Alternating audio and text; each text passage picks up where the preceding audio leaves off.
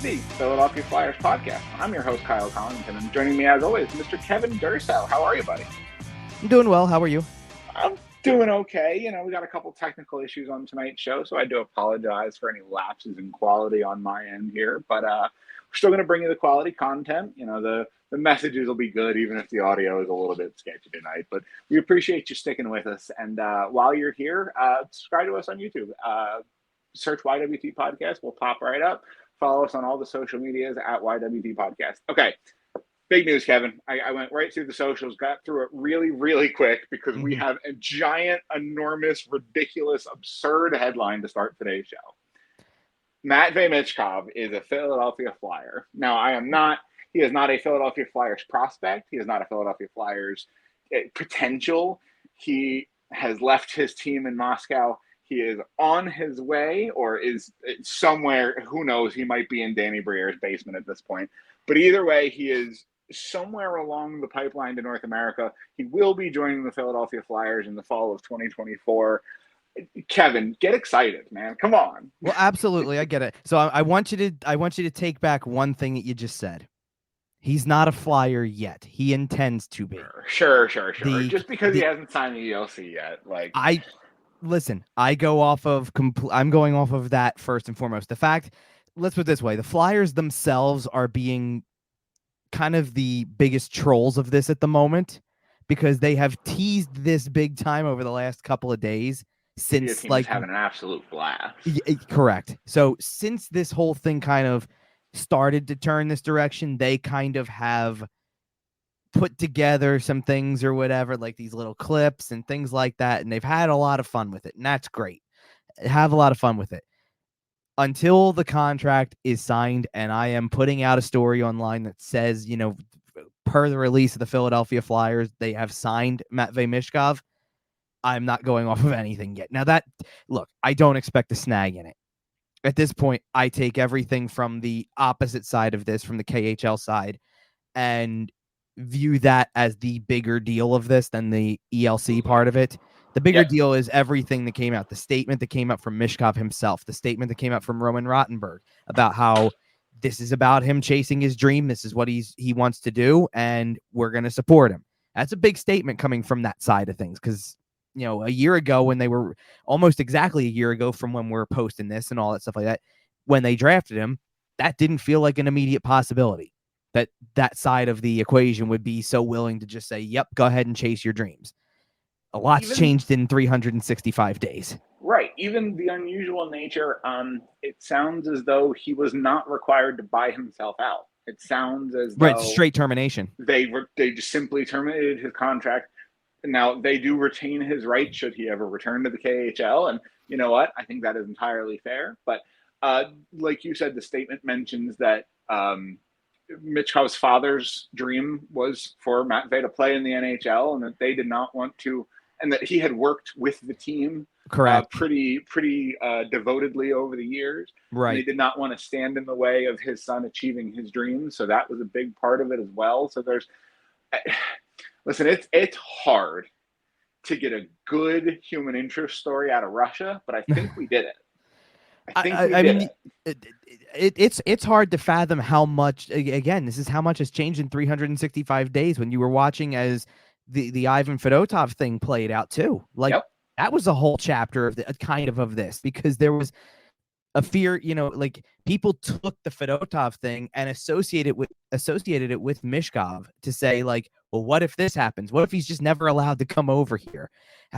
What kind of swing does that look like? And Danny Briere if there's one thing Danny Briere is really good at, it's making sure that nothing is out until it needs to be out. He spoke on, and here's the thing. He spoke on Thursday, last Thursday, and that was the same. That interview's gone crazy, hasn't it?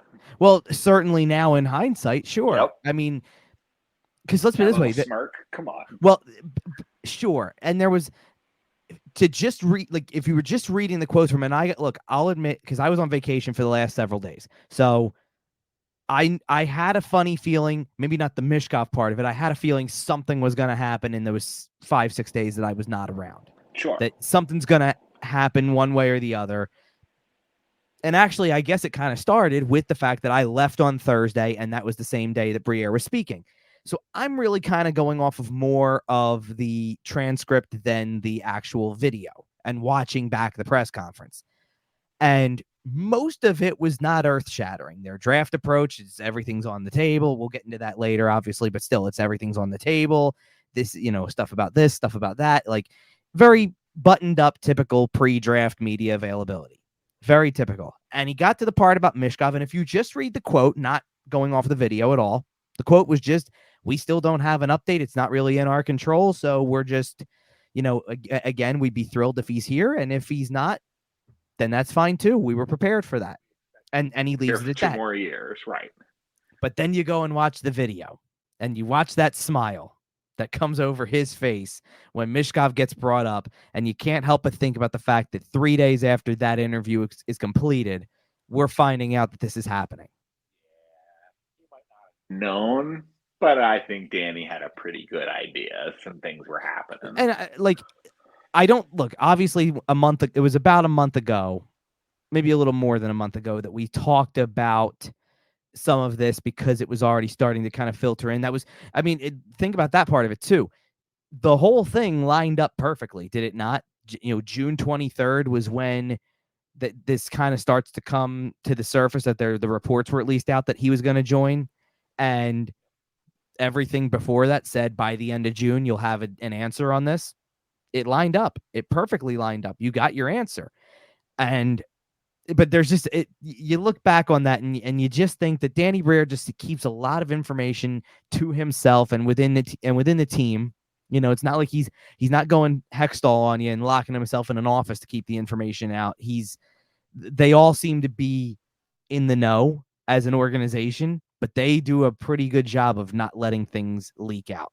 And this is just another example of it, and it comes full circle because it really comes full circle because I got to imagine they're probably finding this information out, or at least it starts to surface. Like, think about it. The day that they can put the statement out that they say, oh, we know now, okay, the contract was terminated and this is the intention, and now we're going to start working on the ELC with him. The day that comes out has to be around the time that they secretly had a visit with him.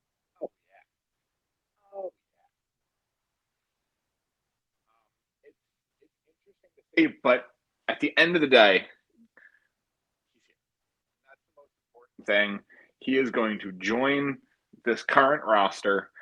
What does that mean for the offseason? Like, we talk about him joining, and obviously, this is a guy who might have been the best talent in last year's draft, who has been highly touted for years and years and years, has set records in, the KHL.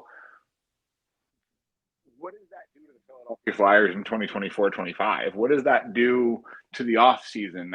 We've talked about, hitting the gas pedal once he gets here, but he also got here a lot earlier than we expected. So what are we doing here?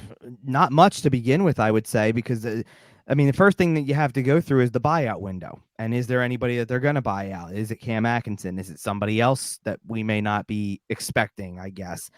That's it could be. They could do it with Peterson, I guess, if they really wanted to. I think their intention is not to, but I'm sure that's an option. Same thing with Ryan Johansson, but you can't. The catch with Johansson is you can't buy out an injured player. So if he's still saying he's injured, then they're just stuck with him.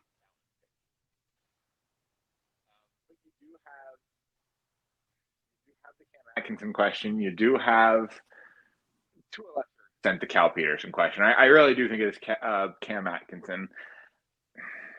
I think this summer is going to go one of two directions.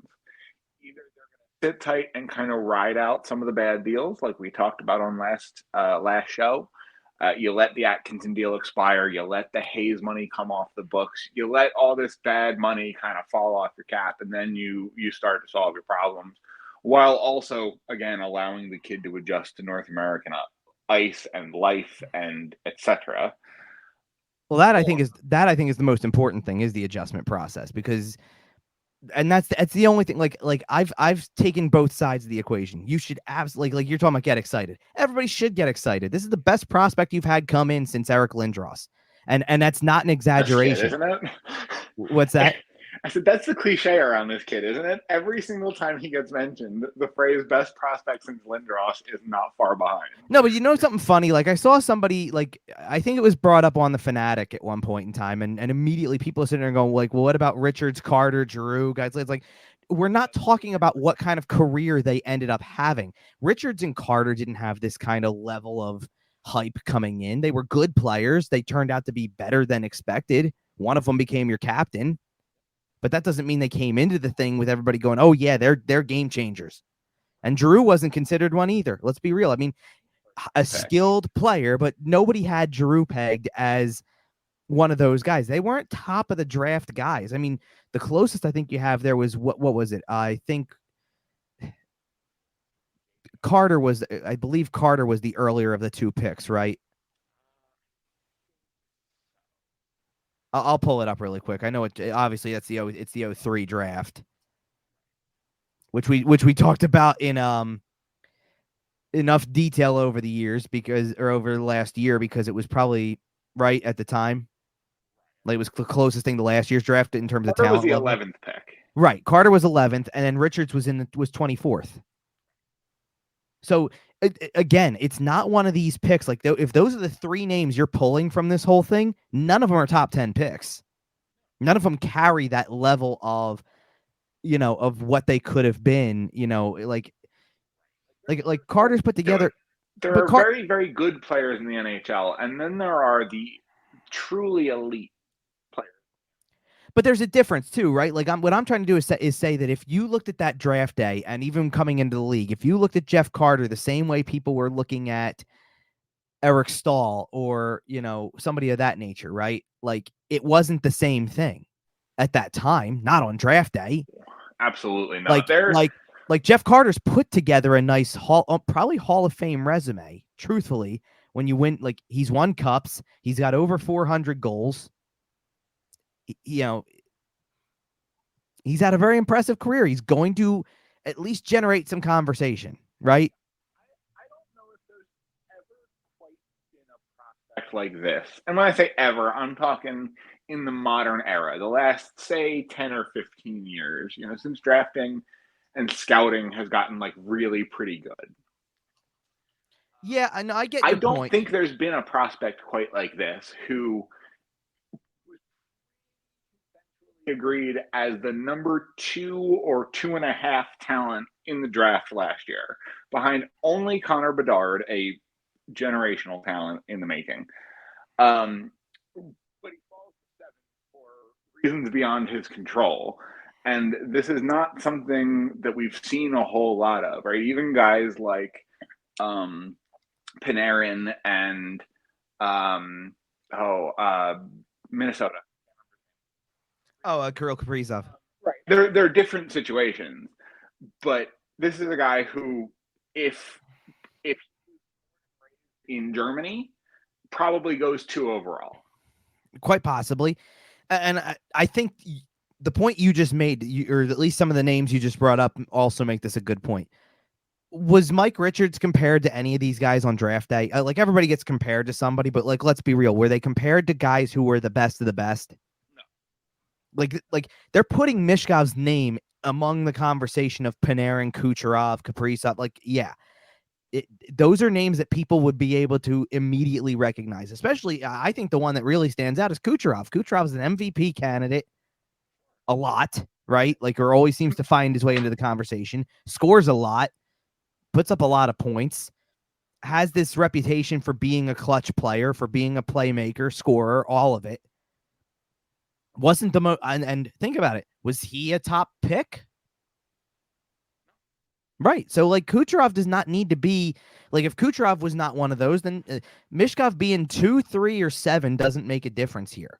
The talent level is there, and the comparisons are there, and that's what you should get excited about, is the potential. Then I understand where everybody's trying to say, be realistic about it with him. He's going to have slumps in his first season. He's going to have moments where he's got to learn from them. And he's going to have stretches where he just doesn't perform as well as you think he can. But I think the draw is having the ability to see a player like this on a nightly basis, to want to see what kind of abilities he has from day one on. Like, you don't think that he could go out on opening night and be a -4? Do you think people are still going to show up to see if it's the other way around, though? Absolutely they are. So that's the draw. And there's an element for me, and I said this the other day when I was on 97.3, I think they need this. I think they need a player like that who draws a lot of the attention, and I think he's willing to embrace it also. But even beside the point, with just from his perspective, they need somebody like that is one of these younger players in the same way that kind of in the same way Bedard was for Chicago last season. That, the team isn't there. There's missing pieces. There's a lot of work to do, but you still put on the Chicago Blackhawks every now and then because Connor Bedard's playing and you'll want to see him. That's what the Flyers are going to be with Matvei Michkov. They're going to have a player who you need to check out just to see what he can do.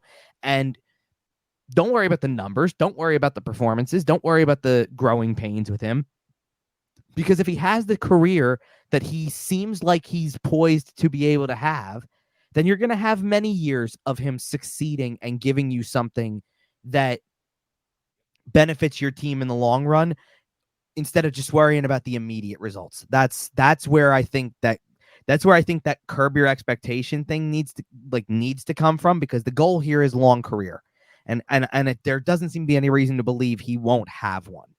It's just, but don't sit back and act like that's a reason to not be excited about it either. Like, be excited. You don't get this every day. You don't get a situation where it plays out in their favor, works out the right way for them, works out in a way that gets this guy here, so that it validates the approach that Danny Briere took last year at the draft, with taking a swing in the first place, to say Big, go for fat swing. Yeah. Well, and I do just want to mention one thing. Like, I understand tempering your expectations and letting the kid grow into his role and all that. But I do just want to lay it out there a little bit for people who may not pay attention to the KHL, who may not have followed this guy closely. I know we've been tooting his horn for the last, 12 months. Well, 18 months, really. We've been on this case for a while. But there is a real chance that Matvei Michkov is the closest thing the Flyers have had since Eric Lindros to a guy who can compete for multiple major league trophies every year. Now, I'm not saying he's going to win them. I'm not saying he's going to blah, blah, blah.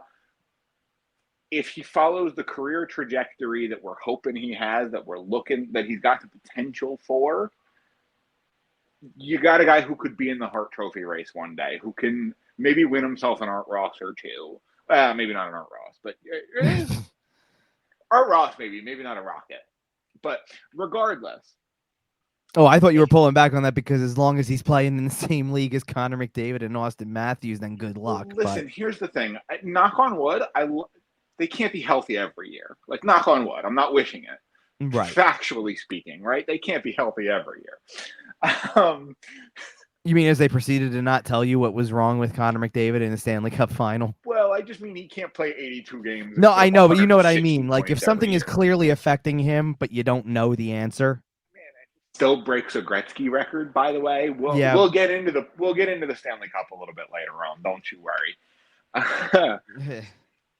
But yeah, so the first direction is the one I mentioned earlier, where the Flyers don't do a whole lot and kind of let the dead money fall off the books and let Matvei Michkov figure out how to live in North America and how to order an Italian hoagie at Wawa.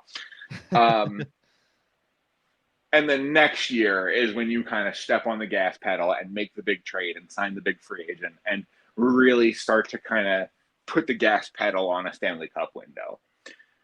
The other option, this offseason could get a little crazy.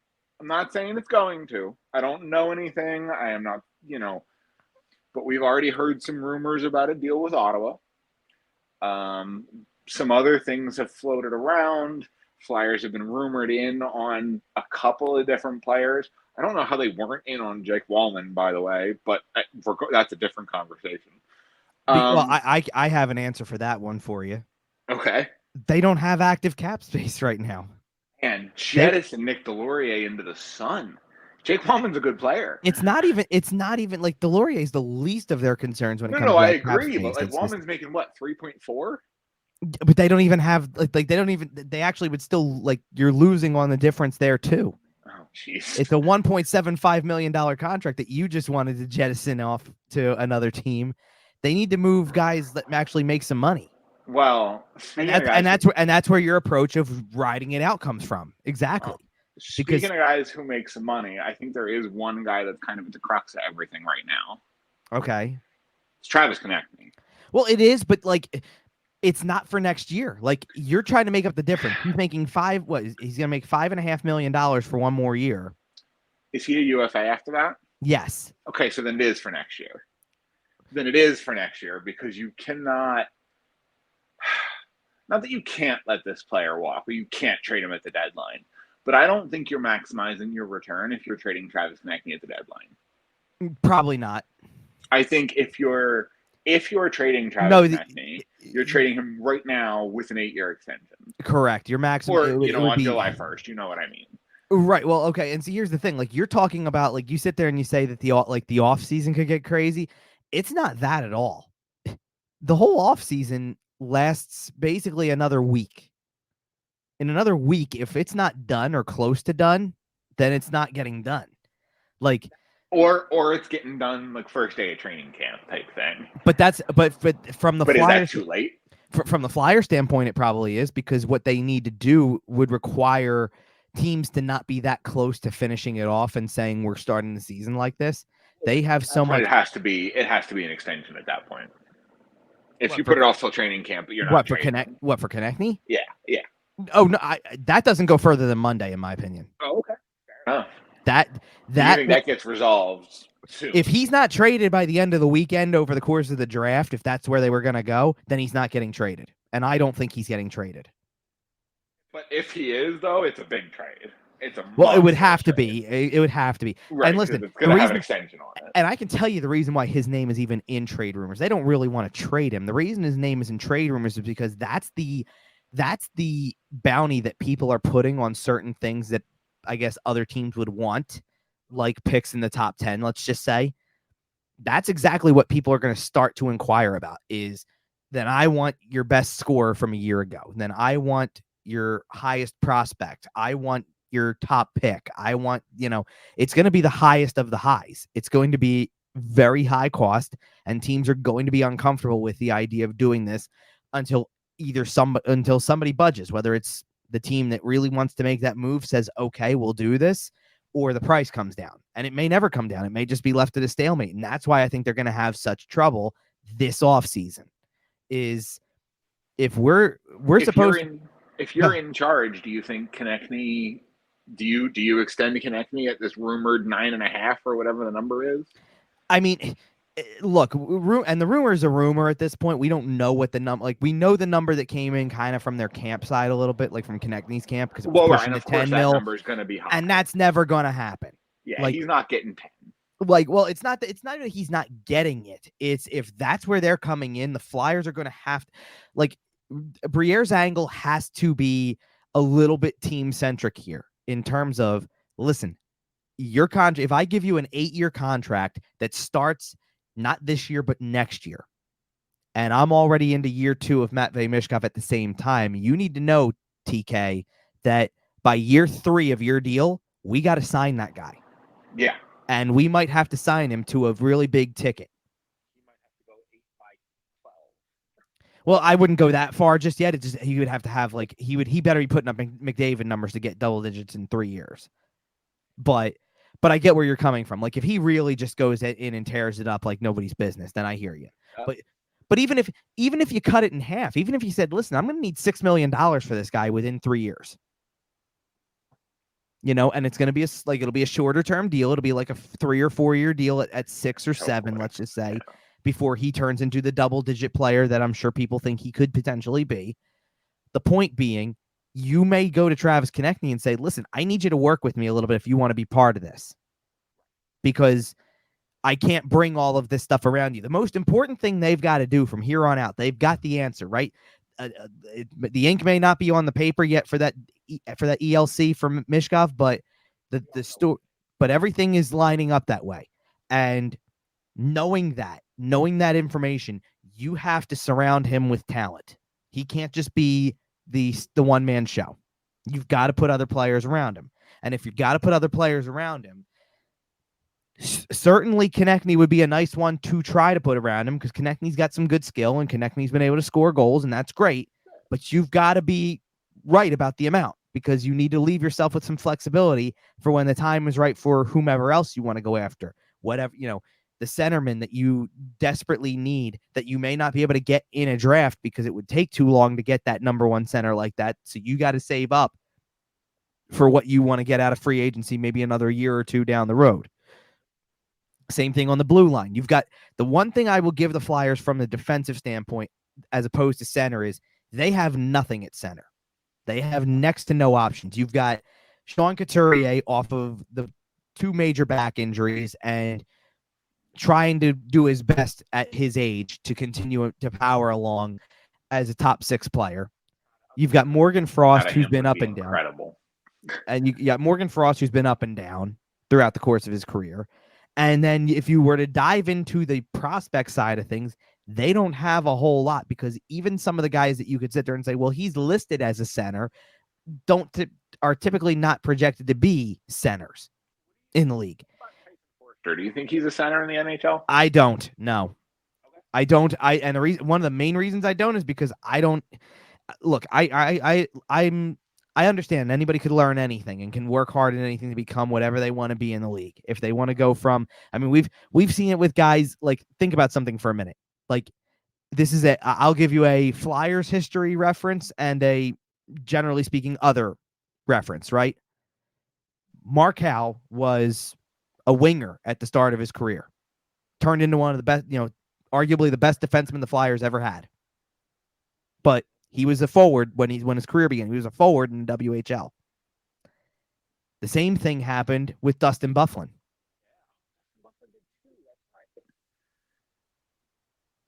What was that?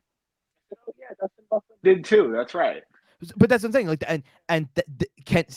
can anybody learn how to do anything? Sure. Why not? I just don't take a guy like Forster, who's been a winger the entire time from draft day on. Like, in the same way that they could try to do this with Michkov, and I would still say, no, you've got your winger in that situation. Like, we were talking about this last year when they drafted him, and when we were all still talking about Cutter Gauthier in the picture at the same time, that what if that was your 1-2 punch at center, because they could try to make Michkov a center. So look, anything is possible. I think they like Forster on the wing. I think they're going to try not to mess too much with Michkov. I think they leave themselves a gaping hole down the middle. Defensively, at least you can sit there and say that the step that Cam York took, and he's still on the younger side of that, like, he's still under 25, and the step that, or not the step that, but what you hope Jamie Drysdale is, those guys, for example, like, you at least have guys that are up, ready to play, active with the team, that you hope will be maybe in bigger roles on the blue line. Let's just say, I can't tell you who I think is playing center in 2 years on this team. I have no clue, because anything could happen with any of them. You don't think Morgan Frost is on the roster in 2 years? I think there's a way where he's not. I'll say that much. Well, and if Morgan Frost is on this roster, is he a 1C? I mean, he shouldn't be. Right. Is you can get.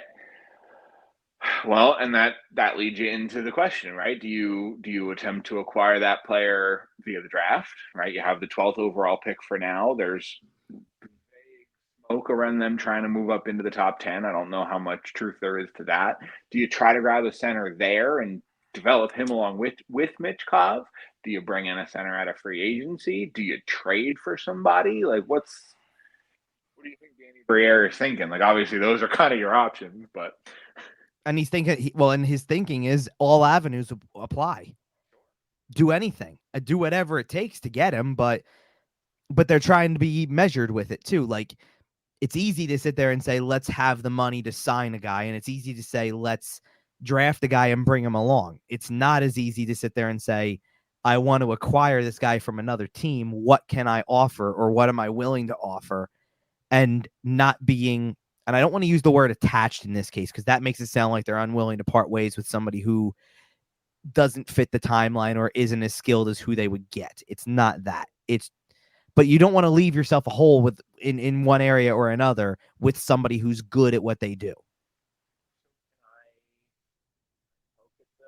What I think you're getting at here? Sure. Are you talking about Scott Laughton? I mean, he's one of the people. Yeah, he'd be one of the players who I'm referring to a little bit. But I'm also like, Travis Konechny fits that bill. Like, do you think they want to get rid of him? Probably not. They've talked about signing him the whole time. Do you think they want to? Absolutely not. Is there a right price? I think there's probably a right price with just about everybody that's not named Michkov, Like, it doesn't mean it's going to happen or anywhere close to happening. It's just, I don't think you can look at much of anybody and say, I'm not willing to do something involving him. And that's why I said about Konechny, I think he's still, I don't think you see him involved in anything over the weekend. And I think once you get to July 1st, you'd have an answer on his future, and it's going to be a new contract. Okay. What about another player who has kind of circled around in rumors a little bit over the last week or so? Mm-hmm. How about Joel Farabee? Do you think he's on? First of all, off the top, the next word out of your mouth needs to be yes or no. Is Joel Farabee on the roster on opening night? Yes. Okay. You may now elaborate. It doesn't mean that I don't think it's possible. Similarly, I mean, for me, he's one of the most possible trade candidates. Like, I just don't see them doing anything with Konechny, and I don't see them. I don't want to say I don't see them doing anything with Laughton. It's not that, but we all know what kind of tough decision it would be for them to move Laughton. That's been so high profiled. Whereas at least with Farabee, I feel Ottawa like come in though, I immediately think about Scott Laughton, because I know Ottawa has wanted Scott Laughton for a long. Oh, you could take your pick with this. I mean, from among the things with like the 7th pick, which Ottawa has, Utah's got the 6th, which has been floated a little bit, but I also the 11th from Buffalo. Buffalo's another team that would take him in a second. They have been linked in the past. They have kind of this need to get something that would immediately work on their locker room in some way. Yeah. It would definitely add up. No question about it. The catch with any of these discussions is kind of going back to who do you try to bring in? Like, what if you're putting all, like, if you're going to move Joel Farabee, let's just say, and this is the reason why I'm saying, yes, he'll be on the roster. I'd have to imagine Farabee would have to be on the move for one of these younger centers that would give you somebody to immediately probably play with Michkov in some way. And I know that this conversation goes back and forth to probably 2 or 3 different names constantly. It's if it's not Martin Nakes, it's Trevor Zegras. If it's not one of those, if it's not Zegras, it's Marco Rossi. If it's not Rossi, it's Shane Pinto. Like, we hear all of the same names, right? Like, we hear all the same names over and over again, though. And the fact of the matter is that most of those players were taken at a position in the draft where ideally you'd be picking this year to get one of those types of players. Maybe, you'd be inside the top 10, which is where I think they're trying to get to. But I just don't know how realistic it is that you're going to get that player. I think if you were going to try to, I think Farabee's probably part of the deal because you have this abundance of wingers and need centers. But at the same time, I just don't know that they're going to be able to pull this off. I mean, if they do, I'll happily take the L on that one. But I just don't know if there's going to be a deal. I really kind of, as much as I can see, I guess not as much as I can see. I don't even want to go there with it. Danny Briere is going to try anything and everything to make something happen. If we have not learned by now that he's got a little bit of aggression in him in terms of how he approaches trades and operates and things like that, and everything's going to be under wraps, so it would probably come from out of nowhere if anything does happen. I totally would expect that, and I believe that they will try to get. I still believe they will try to get creative. I've more and more over the last several weeks kind of come to a point where I'm like, I don't know who's giving them what they want. I just don't know if there's any way they're going to really change much of this roster from one year to the next because of how much they've got tied up. As soon as you can kind of relieve yourself after one more season, you take the Tony DeAngelo buyout away, you take the Ryan Johansson contract away, you take Cam Atkinson away, potentially, unless they buy him out, and it would be 2 more years. You take Cal Peterson away, you take a combination of that stuff away, and you open up some actual money for you to utilize. Then I think you got something to work with there. But I'm leaning more and more towards their biggest offseason moves are going to be, well, one of them is just bringing Michkov over. Let's be clear about that. Michkov is the offseason acquisition. Offseason acquisition, absolutely. But I think their biggest offseason move is probably going to be whatever they decide to do to Travis Konechny. And I think it's a contract extension. So that's probably the big thing we're talking about. Briere kind of already hinted that they're probably not going to be big players in free agency this year. So I don't expect them to do much of anything other than fill the gaps. Like another name that's come up a lot lately. And I actually, from your perspective, I'd be curious to hear your thoughts of bringing it back up, because I know what it does to most of the public when this comes up. But they still kind of have feelers out for a possibility of Erik Johnson being back.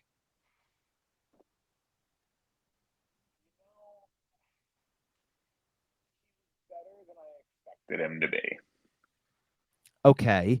And I'm assuming you're okay with the idea, like if he's just if he's Mark Stahl and plays 30 games because this guy's hurt, or this guy, I'm giving this guy a night off, whatever it may be.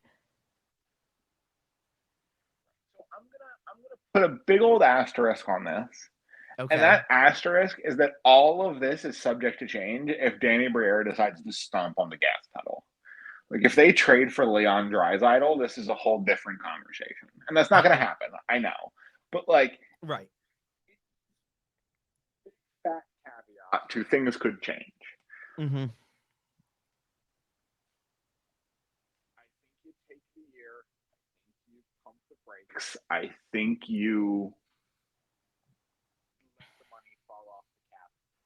I think you start to look next year at kind of making the big acquisitions. That's the way I would lean. The thing, and to me, that means that, like, what part of what that means is your biggest. Look, certainly Michkov qualifies because, look, NHL, playing in the NHL or being in the minors or developing with a junior team as a prospect, it doesn't really make a difference to me. I'm focusing on that guy and what he brings to the table that I can look at for years to come. That makes him a piece of the puzzle. The most important players outside of Michkov then to this whole equation could be watching another year of Oliver Bonk and Denver Barkey, and could be watching whoever gets taken in the first round this year, and anybody who is kind of lingering on the Phantoms, Emile Andre, or depending on who's up on the roster, like you kept an eye on Bobby Brink or Adam Ginning or Ronnie Adder, guys like that when they were down in the minors, because they're part of the picture too. If that's what part of it means to wait out the process a little bit for all of those other contracts we've been talking about to disappear a little bit, then yeah, I totally get where you're coming from. And that's the hard part, right? Like, is you want to get excited about Michkov, and you still should, because he might be, imagine Michkov scoring an overtime game winner in the 10th to 15th game of his NHL career, let's just say. Be huge. It's gonna be exciting, right? Yep. I mean, you want to know something else too, and I'm gonna kind of look something up really quick just to, because this is not something that's at the forefront for me, but I'm thinking there's a reason why I'm thinking of this. Okay. So I want to go back to Sidney Crosby's first NHL season, because I just want to point out that as a rookie, what Crosby did as a rookie, and then what while getting absolutely assaulted, by the way. and then what his team did.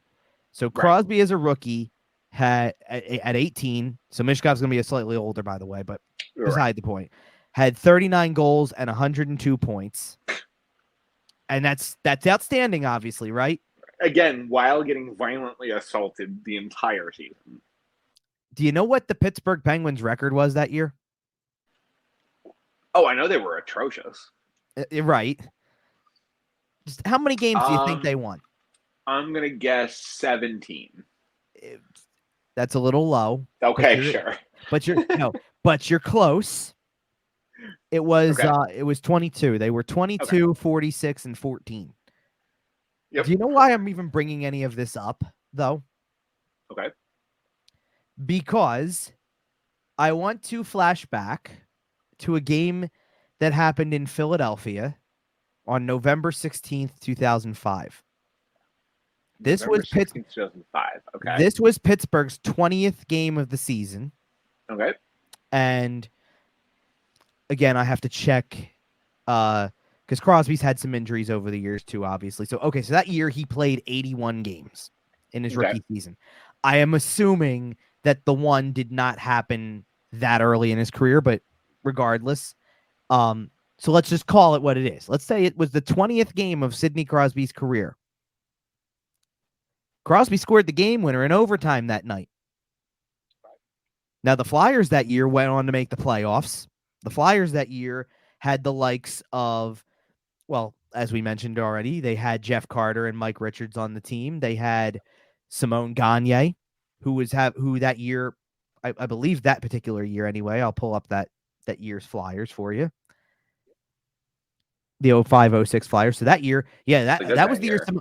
That was the year Simone Gagne scored 47. That was the year that when healthy, Peter Forsberg still looked like Peter Forsberg. A little bit, at least. Yeah, the wheels hadn't completely fallen off yet. It was the start, but like if you remember at the very beginning of that year, he didn't score a ton in terms of goals, but he was setting up Gagne left and right, and Mike Knuble too. Man, so that. You know the trend going around Twitter. Guys can sit around and name average relievers from the '90s all day. Blah blah blah. Of course, mid 2000s Flyers. I'm all over that, man. I know I've done it on this show before. Man, I love me some Eric Desjardins. See, I don't know if I consider Desjardins to be like a mid 2000s Flyer name. No, he was more late 90s, but right. Like don't you worry. I'll give you some mid 2000 Flyers names from this team, but before give me Oscars Bartulis for 1,000, please, Alex. I don't know if that was that team, but you're like Oscars Bartulis was a little bit later, I believe. Yeah, but you're in the right ballpark for what we're going for. Anyway, Andre Mazzaros. Wow. Yep. Yeah. I hear you. No, I know. Andre Mazzaros scored a couple, or at least scored one overtime goal. Stop it. I know. Andre Mazzaros, I believe, made a Stanley Cup Finals with the Tampa Bay Lightning. I think you're right, actually. Yeah. Yeah. Peter Forsberg that year, by the way, so in only 60 games, had 75 points.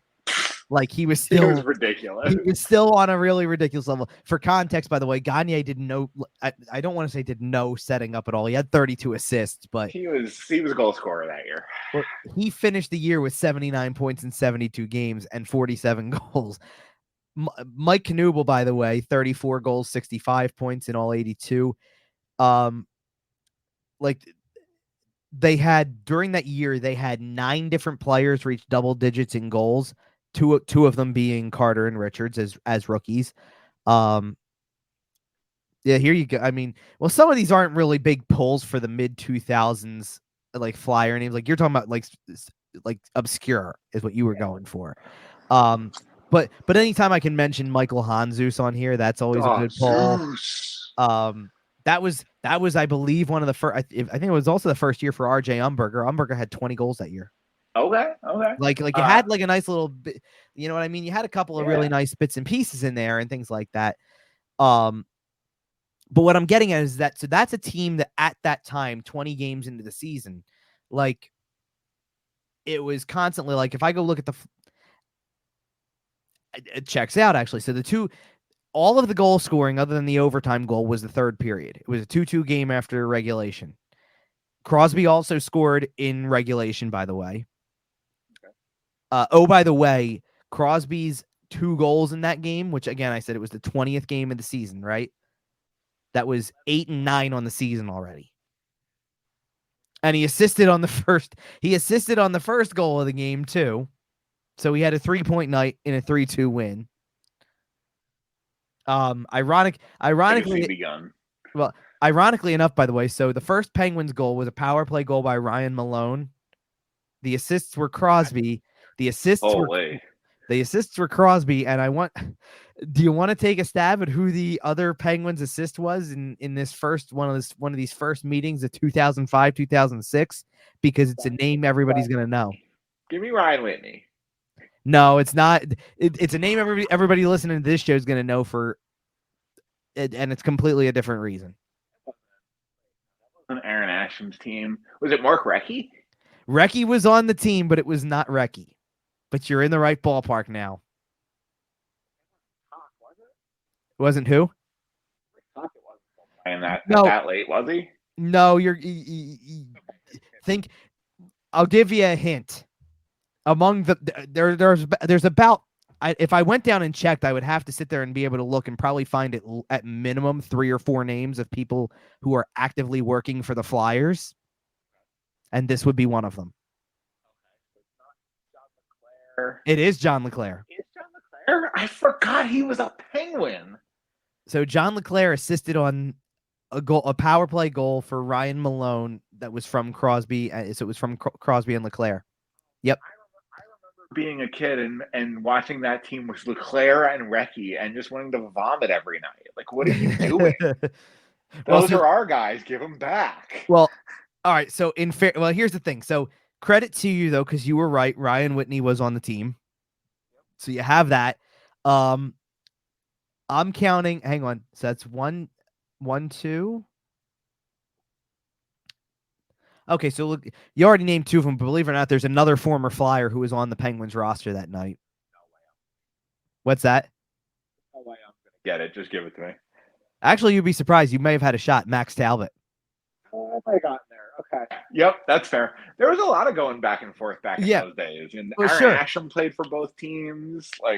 But what I'm laughing at now is LeClair works for the Flyers in that player development side of things now. Recchi's been an assistant coach in a couple different destinations at the moment. Columbus, although we'll see where that goes in a couple weeks because they made a coaching change. I'm trying to think on the other side of things because I'm looking at the Flyers roster. Let me see if there's anybody else. I mean, Patrick Sharp was on the team. We know he's working in the Flyers organization as well. No, Danny Briere would not have been here yet. That's correct.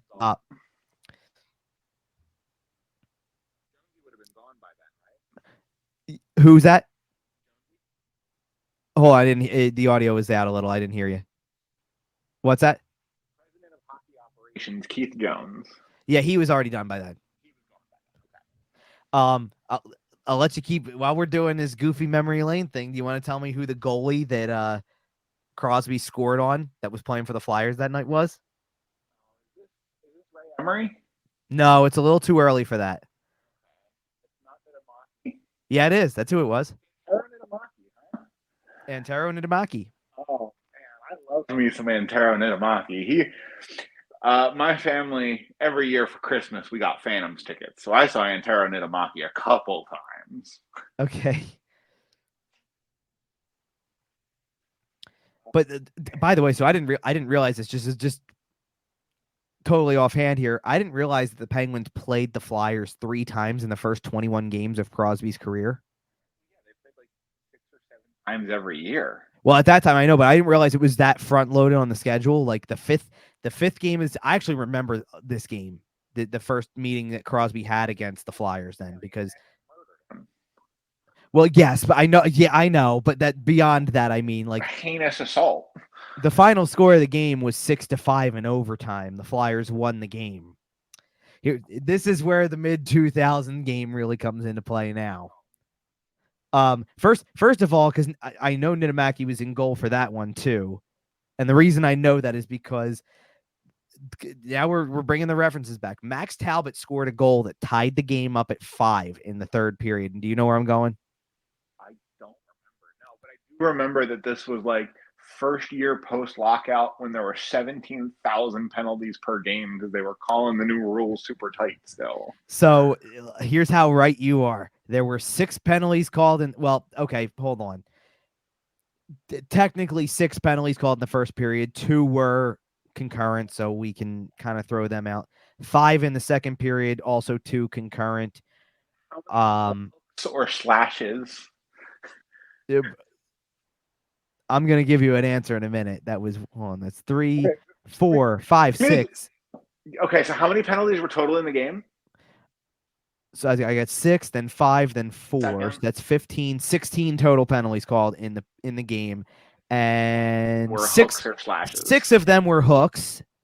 2 of them were slashes. And so anyway, the let me get to the so the Flyers led in the game, by the way, 5-1, and managed to win the game 6-5 in overtime. Crosby had a goal in that one as well. In fact, that was Crosby's second career goal, which seems really funny now, knowing how many he's got in his career. But the footnote is that the game tying goal in the third period was scored by Max Talbot. It was his first NHL goal, and it was scored from the other side of center ice. Oh, nice. Oh, do you remember this? If I keep going, you will. This was off the face-off. Niittymaki wasn't paying attention. Oh, I do remember. No.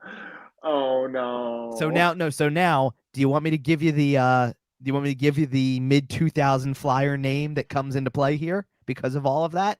The overtime game winner was scored by Mike Rathje. Yeah. There's one you haven't heard in a minute, right?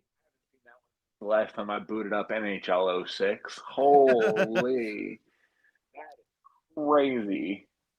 But all I'm trying to say is that, like, so to bring that back is, you know how many times I was playing that game as a kid and I added Mike Rathje to a trade when I meant to add Mike Richards to a trade? That's funny.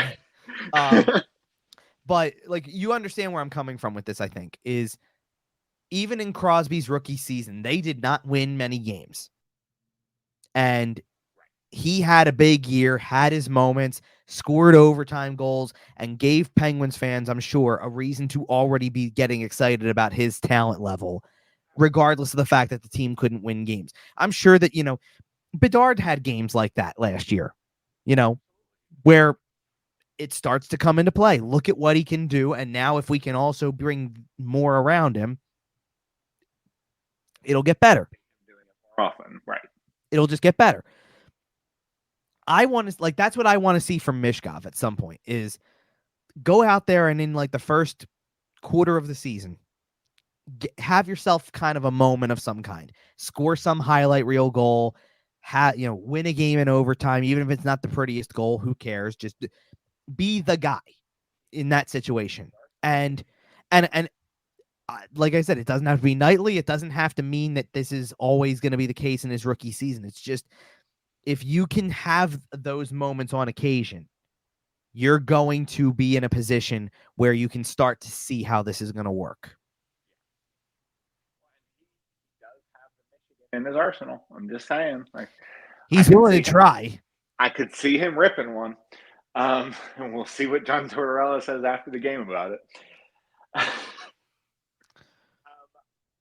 So, kind of circling back all the way back towards the current Flyers roster and where we're heading from here. I agree. It could go in either direction. I think it's probably a little bit more likely that they're patient. But the part that's scary, and I say scary in a fun way, right? Because we love when things happen for this team. Sure.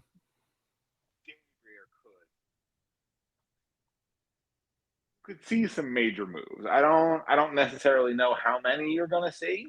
Right. But you could.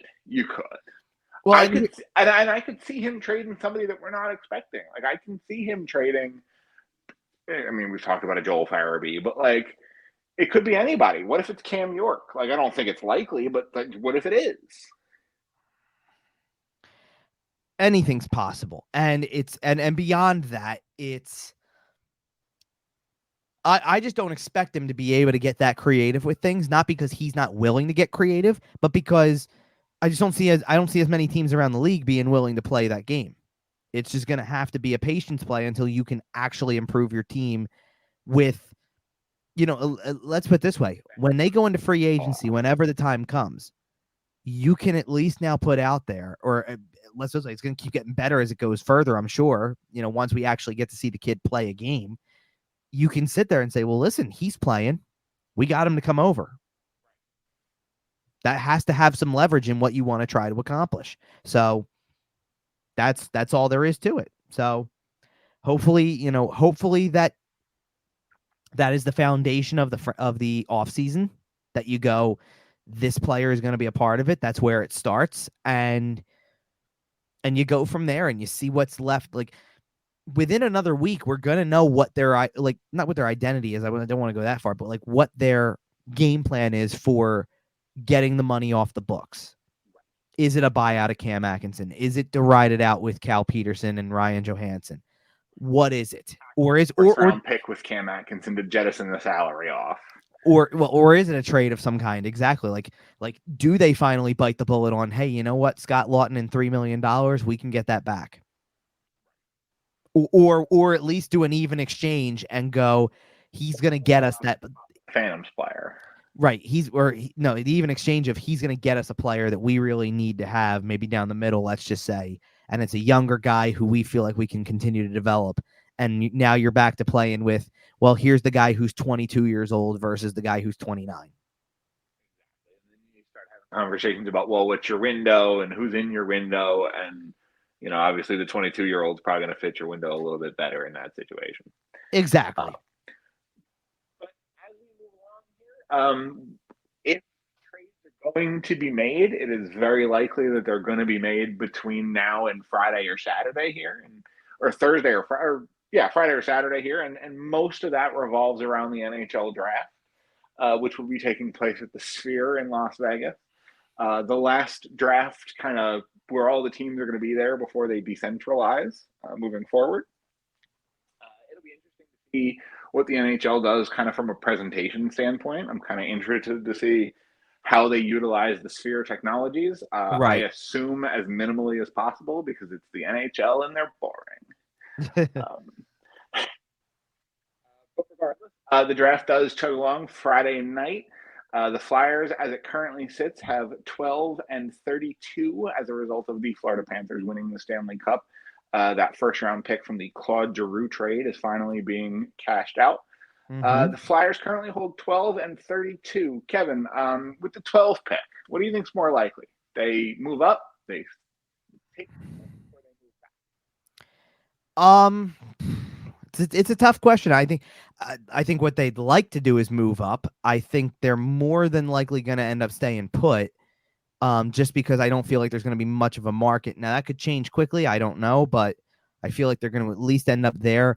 I don't really think with this one they can afford to trade down, just because of the fact that unless you're going to end up with 2 more picks in a really good spot, like, hey, I'm trading down from 12 to 15, and on top of that I'm getting another pick. But that, again, then you're really playing with the lottery balls at that point. You're really playing with like the lottery ticket of, does this player pan out that I took at 16th or 17th or whatever.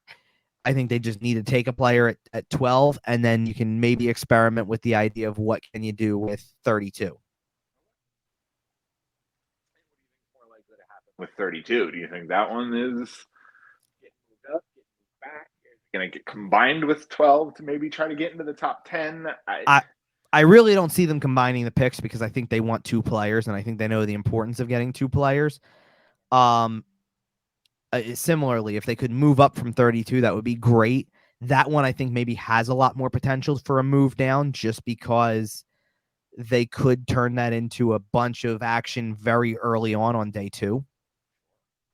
I mean, as of right now, they could have 2 picks on this in the second round almost right away, because they do have the possibility of getting that Columbus pick. Columbus has the right to push that back another year. What's that? Right. So there's a way that the Flyers could have that pick if 12, 32, and 36. Right. Now the problem is that the Flyers can't just sit there and be like, hey, the team that's sitting in 26th, let's say, will trade the 32nd and 36th. They don't know that they have the 36th yet.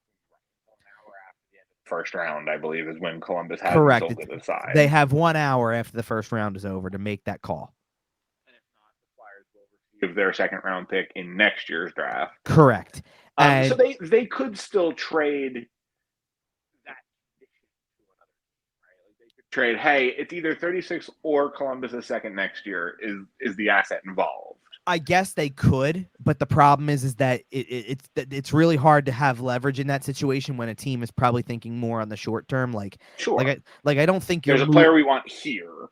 Right. Like I don't think you're moving 32 and either this year or next year's second rounder from Columbus for 26. I think Columbus is pretty reliably not going to be very good. Like I think GMs are smart enough to know that is still going to be a very high second next year.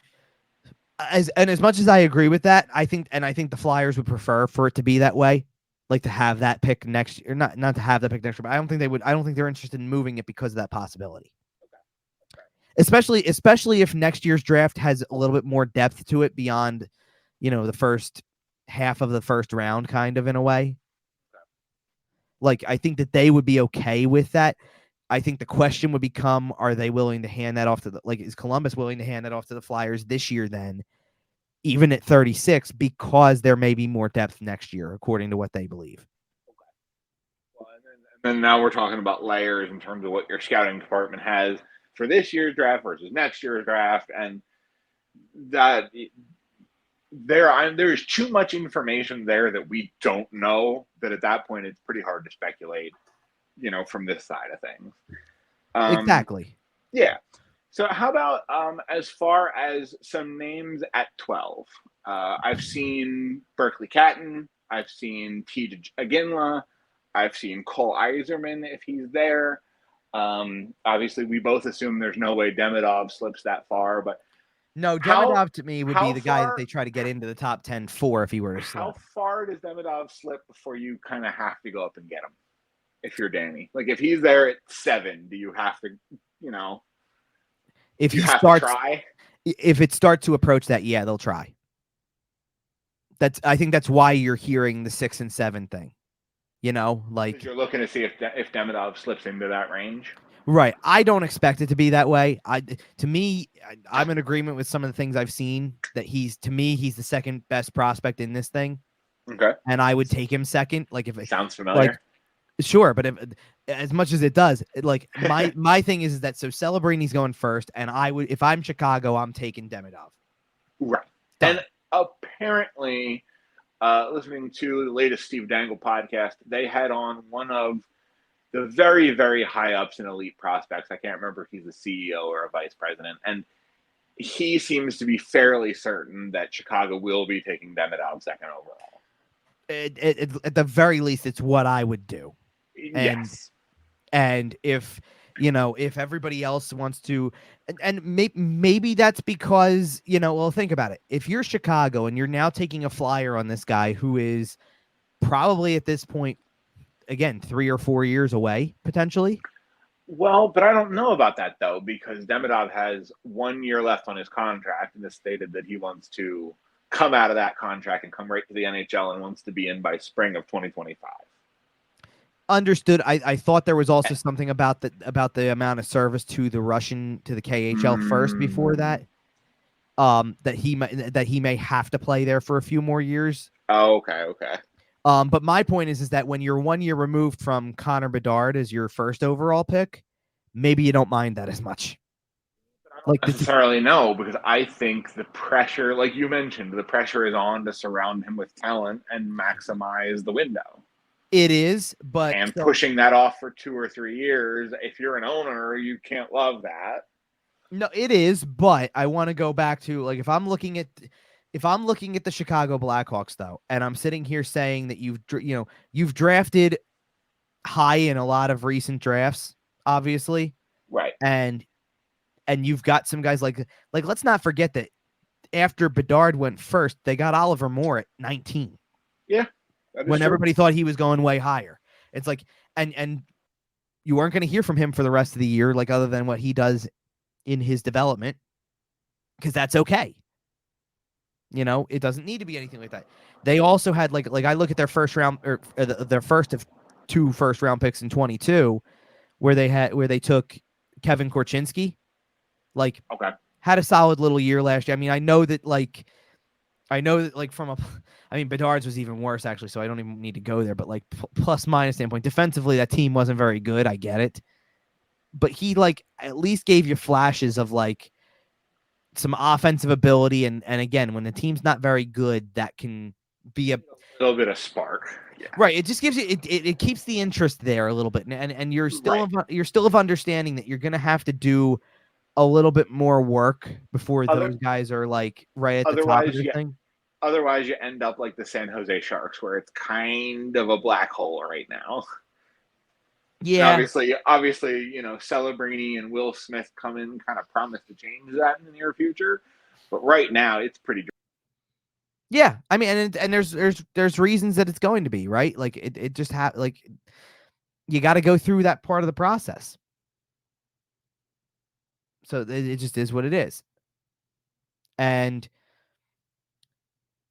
as you try to figure that stuff out, as you try to build towards success, and you try to be what all these teams want to be, like it has to start somewhere. And Bedard is where it starts, and then you go from there. I wouldn't have a problem in the world with waiting it out for this guy. I would not have any issue at all with waiting it out for Demidov, just because, you have all that waiting in your system. And that's not to say that, like that's not Chicago's only pick of the first round either. That's true. That is true. When you have multiple, like that's the position the Flyers are in too. You need the 2 picks. I don't care where they are. You need more volume is a good thing. Depth. It gives you more chances to hit on somebody. And it doesn't and when I say to hit on somebody like that, it's whether it's your first pick of the round or your second pick of the round, I don't care which it is or what position it is or whatever it may be. There may be a guy somewhere that we're not talking as much about. You know what I mean? Like there may be somebody sitting at the bottom of the first round, or maybe not even in some of the mocks that you see. And we can get all hyped up about, let's play it from the center position, right? Obviously Celebrini's at the top, and then you're going to see a lot of, Caden Lindstrom's one of the next ones, or Consta Helenius, right? Or one of those guys. And maybe the best center in this draft maybe outside of Celebrini, let's be real. Like Celebrini's the one sure thing, it feels like. Maybe the best center is somewhere at the bottom of the round. It's like it. I want to go back to, and this might be a good segue because it's going to be, it'll be something that involves players, that we are going to talk about pretty much for the rest of the show. But I want to go back to the 2014 draft. That didn't feel like it had that talent level per se. Didn't feel like it had that one true star at the top, like everybody feels like is in this one or anywhere else, right? And it was, but who's the best player? I'm just making sure I have the draft correct. Right. Yep. But who's the draft in Philly, right? It was. Now there's a player out of this draft who has the most points out of any other player. Correct. He's the best player out of that draft. If you redraft that, he goes first 100 times out of 100. Probably. But here's a question. Who would go 2 or 3? And I guess maybe if we're just doing this off of point totals, this would make a lot of sense. But if that's the case, I have no idea, to be honest with you. So here it is to your point, okay? Because I'm going to read you the point totals and the pick that they were selected at, okay? So the most points out of this draft, and you already said the name, so we kind of can not bury this. It's Leon Draisaitl at 850, who went 3rd overall. After that, I have a player who has 727 points who went 25th overall. Any thoughts? Are we talking about the same, or is this just the whole round? This is the whole round. The whole round. Okay. 700 career points. That screams Tampa Bay. Is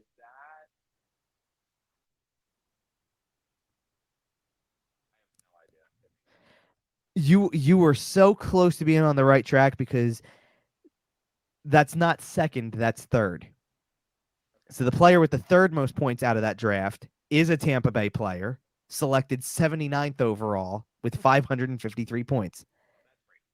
It is Braden Point. The second player got drafted. The second player at 727 points, taken 25th overall, was David Pastrnak. Right. Now, then after that, you're right. Like, you hit this grouping of players that we're going to talk about for a little bit, because fourth was the second overall pick of that draft with 538 points, Sam Reinhart. Fifth is the player taken 8th overall with 528 points, and it's William Nylander. And then 6th, and I'll cut it here because this is the last player with more than 500 points since the 2014 draft. And that was the 15th overall pick in that draft, and it was Dylan Larkin.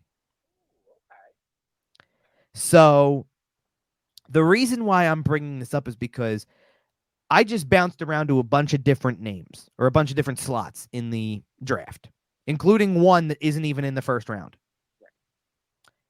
In fact, okay, so let me play this one for you for a minute, because this is the only other one I'm going to mention, because at this point, I would pass, like, 6 players have over 500 points out of that draft, going all over the map, kind of. 3 of them are in the top 10. I said Larkin, who was at 15. Pastrnak was 25. Point was 79. The next 2 players after that, both were hovering right around the top 10 also. So the 7th player on the list was the 9th overall pick by Winnipeg, Nikolai Ehlers, and the 11th was, or the next player after Ehlers on the list was the 11th overall pick, and that was Kevin Fiala. So I'm up to now, like I said, I'm up to what, 8th? I gave you the top 8 players in points from that. The 9th player on the list has 362 points, and feels like comes from, like, by name, you would say, yeah, sure, I understand how he's on this list, but by draft position comes from completely out of nowhere, because this player was the 112th overall pick in the draft, and that was Victor Arvidsson. But my point is that sometimes, right, but sometimes you get a draft where there is no clear-cut number one, or there's a bunch of different shuffling for things, and you don't know if the best center, winger, you name it, like seriously, Draisaitl plays center, but the next best center on the list is Point. Braden Point, taken 3rd round. Like, passed on him twice is the cliche on it, right? Sure. Like, or even just to go, the best right winger or winger in general in the draft is not the guy taken 8th, not the guy who was taken 9th. 9th was a winger, 11th was a winger. 6th was a winger, 5th was a winger. That draft, was that Sam Morin? No, that was Sanheim. Okay, so that one worked out. Okay. But there's a bunch of, like, I can go through a bunch of different players who play on the wing in some capacity. Probably, like, based on what I'm seeing, probably anywhere between 8 and 10 before I get to 25th and find David Pastrnak.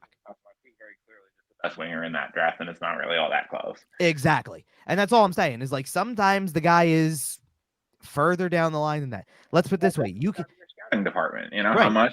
how much did other teams scout the Czech league that year?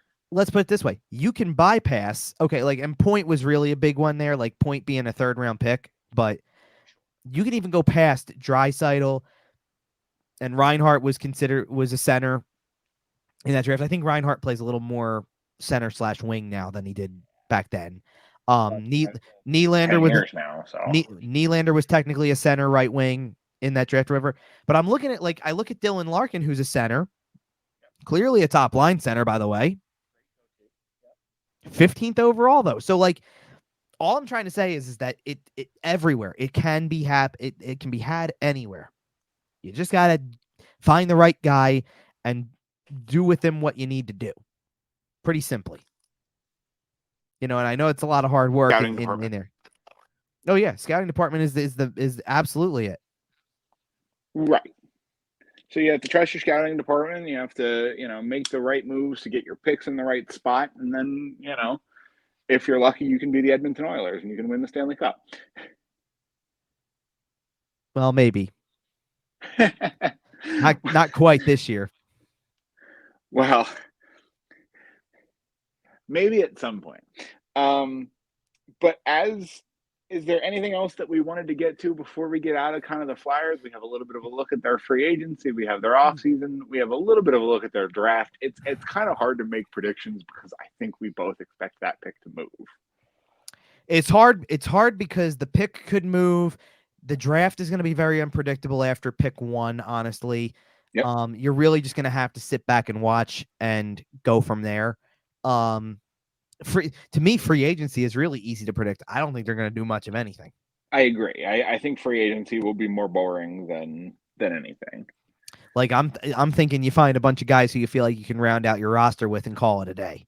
Well, and round out, like, what are you even rounding out? 2 or 3 guys, max? The reserves. Well, right. That's what I'm saying. Almost. Like, you're not even like almost anyway. Like that's what I'm saying. Like the Eric Johnson thing coming up makes a little bit of sense when you think, what do they need? A 7th? Right. Maybe I would actually another goalie for the Phantoms. Maybe I would actually be curious. Because I guess because it doesn't have a necessary timeline here. Like they do need to sign. Oh, by the way, so I think this happened since our last show. I don't remember talking about before, but Adam Ginning re-signed, by the way. Yes. Yeah. So that's what I was getting with this, is that like Igor Zamula needs a new contract. That could happen in a couple of days. Could happen in August, honestly. There's not exactly any rush for it, but knowing that number could play into what they do otherwise, or what kind of money they feel they need to free up to have a full roster. That's all. Yeah. Yeah, and we will see kind of how they go about that. And it's Danny Briere's first real true off season where he kind of had the reins the whole way and kind of got to sculpt things in his vision, and it'll be interesting to see how that all goes. But speaking of sculpting a vision, Bill Zito has really put together an incredible unit down there in Florida. Paul Maurice comes in a couple years ago, and he's kind of the cherry on top that pushes you over the edge. You've had a lot of the core there for years, right? You've had Barkov and Ekblad and a lot of these guys for several years. You add a couple little pieces on the edges. The Sergei Bobrovsky contract finally pays off, and it was a good contract the whole time because they won a Stanley Cup. Yeah, that's how it works, isn't it? You know what? No one's ever going to look at it and say it's a bad contract. Fair enough. It got you to a ring. It got you to another final. And congratulations to the Florida Panthers. It was an incredible series. If you somehow weren't paying attention for the last 2 weeks but are listening to this show, the Florida Panthers raced out to a 3-0 lead in the series. The Edmonton Oilers clawed back. They won Game 4. They won Game 5. They won Game 6. Man, I got to tell you, Kevin, going into Game 7, what did you think was going to happen? Did you think that the Edmonton Oilers had the momentum? I definitely thought that. I wasn't completely sure because it was weird. It was one of these things where I did feel like at that point, the fact that Florida was going to be the home team made a little bit of a difference just because it's a lot of back and forth travel. Not that played into like them, not that it played into them being tired or anything like that, but more just kind of a,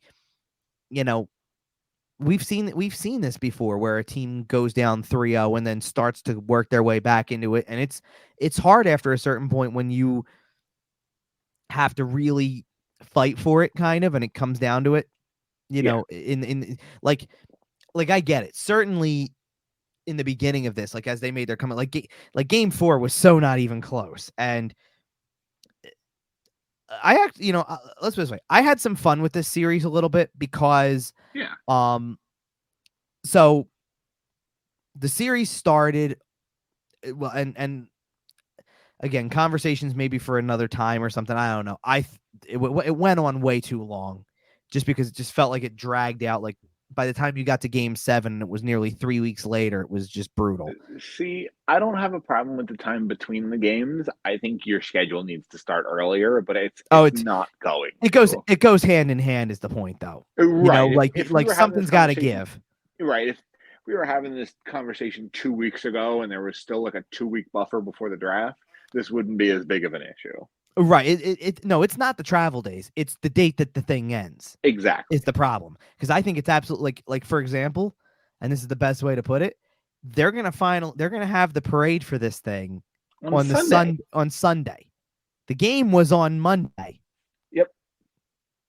Yeah, and what's the reason? Because half of the front office has to pack everything up and jump on a plane to Vegas before you could even have that parade. Yep. Well, and then they all have to be in the office first thing in the morning because, oh, by the way, free agency is on Monday. Yeah, don't party too hard. Crazy. I think it's absolutely ridiculous that they could end this thing on Monday and then say draft day is Friday. But I agree. But so the series starts, and for the first couple of games, I was just home and it was normal and things like that, like nothing crazy or whatever. We got through game 3 and Florida wins that game 2, and it's 3-0 in the series. And I'm sitting there thinking the whole thing could be over as a Saturday. Yeah. We were all looking at a sweep. Sergei Bobrovsky wins the Conn Smythe. Probably. Yeah. And then it was just an absolute beatdown. And so, by the way, so here's the point of that. I was up the mountains on a vacation, like a weekend vacation for game 4. So that game got to a certain point where it was like, okay, I'm not even worried about paying attention to this anymore. Right, this one's not ending tonight. Like, I think probably after the second period when it was pretty out of hand at 5-1 and 6-1 pretty early in the period, or like 5-1 early in the period anyway, it was like, okay, clearly this is going back to Florida. So then you get 2 days to not think about it.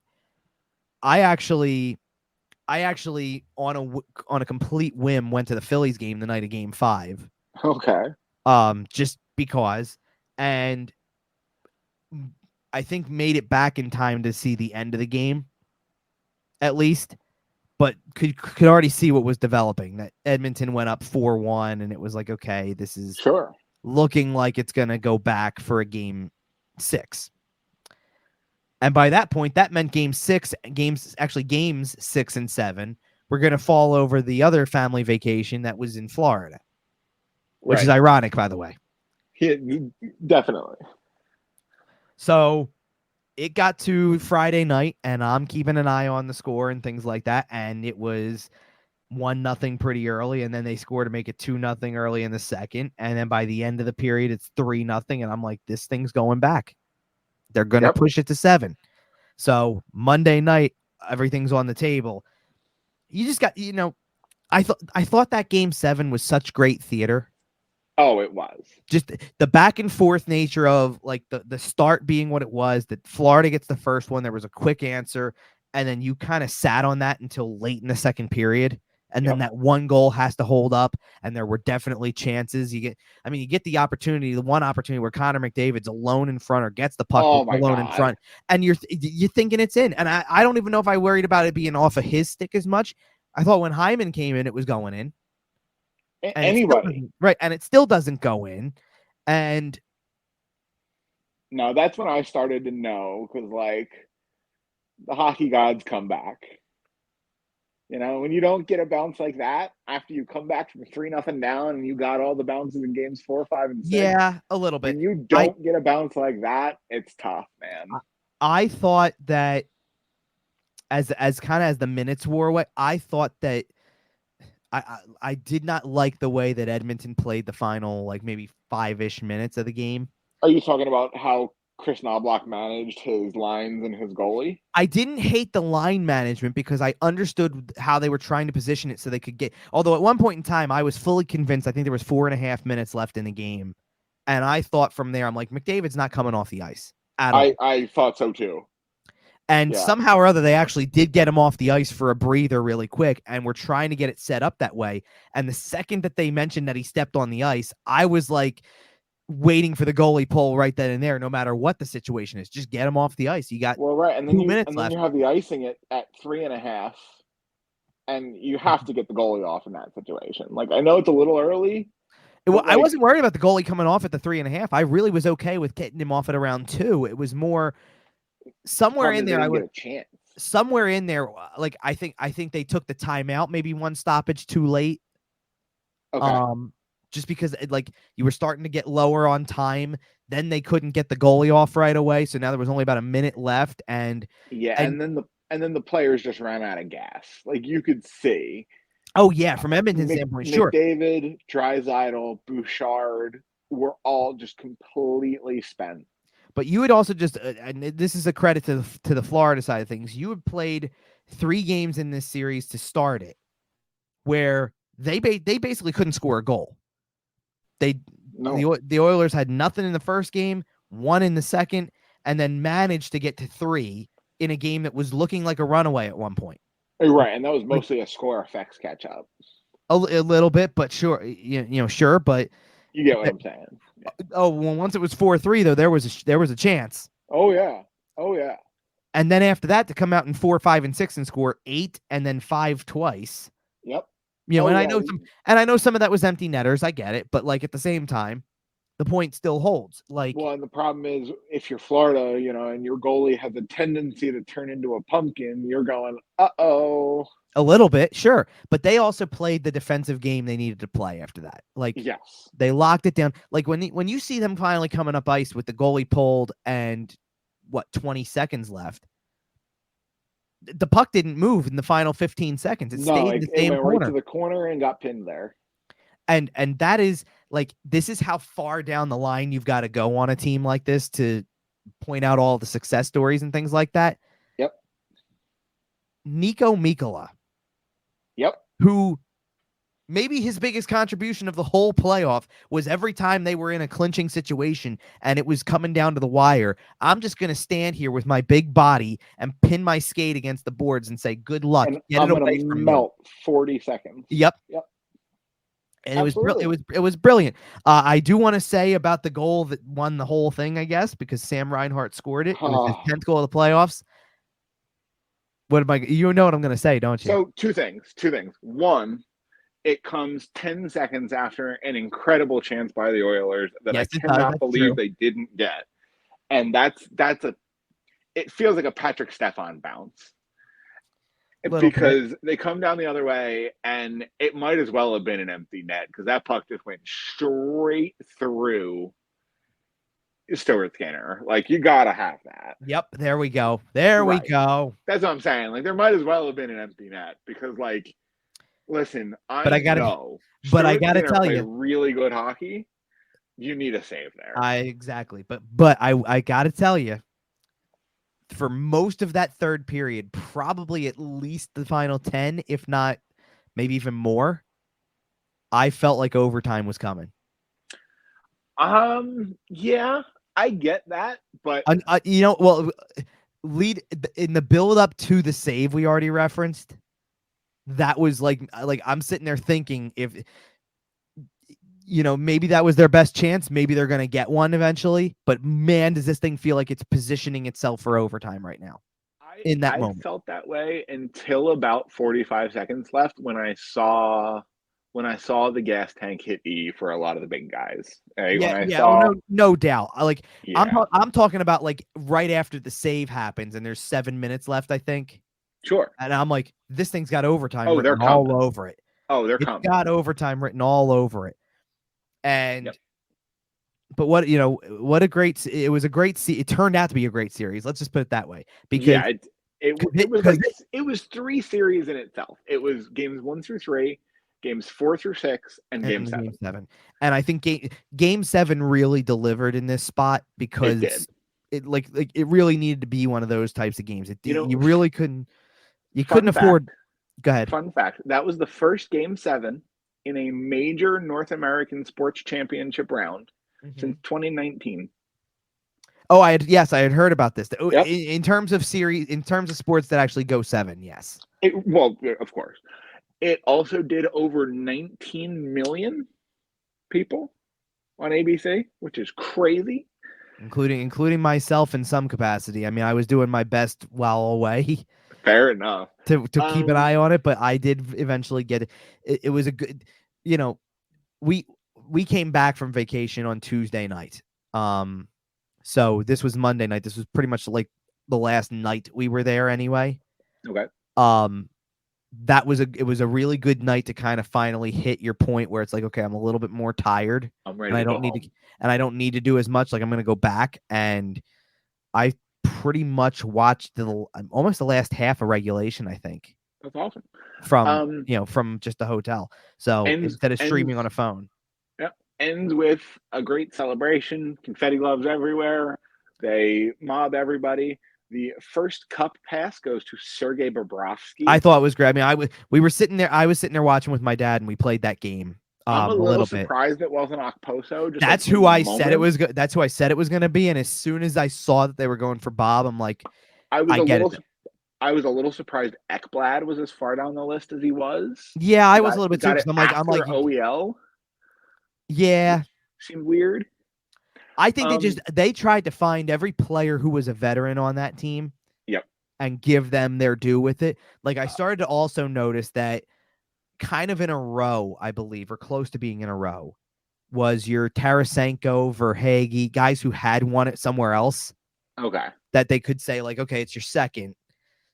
We'll pass it down the line now to you guys. Right. And it turned into that. Like, yeah. So I was, there was elements of that where I was not surprised at all.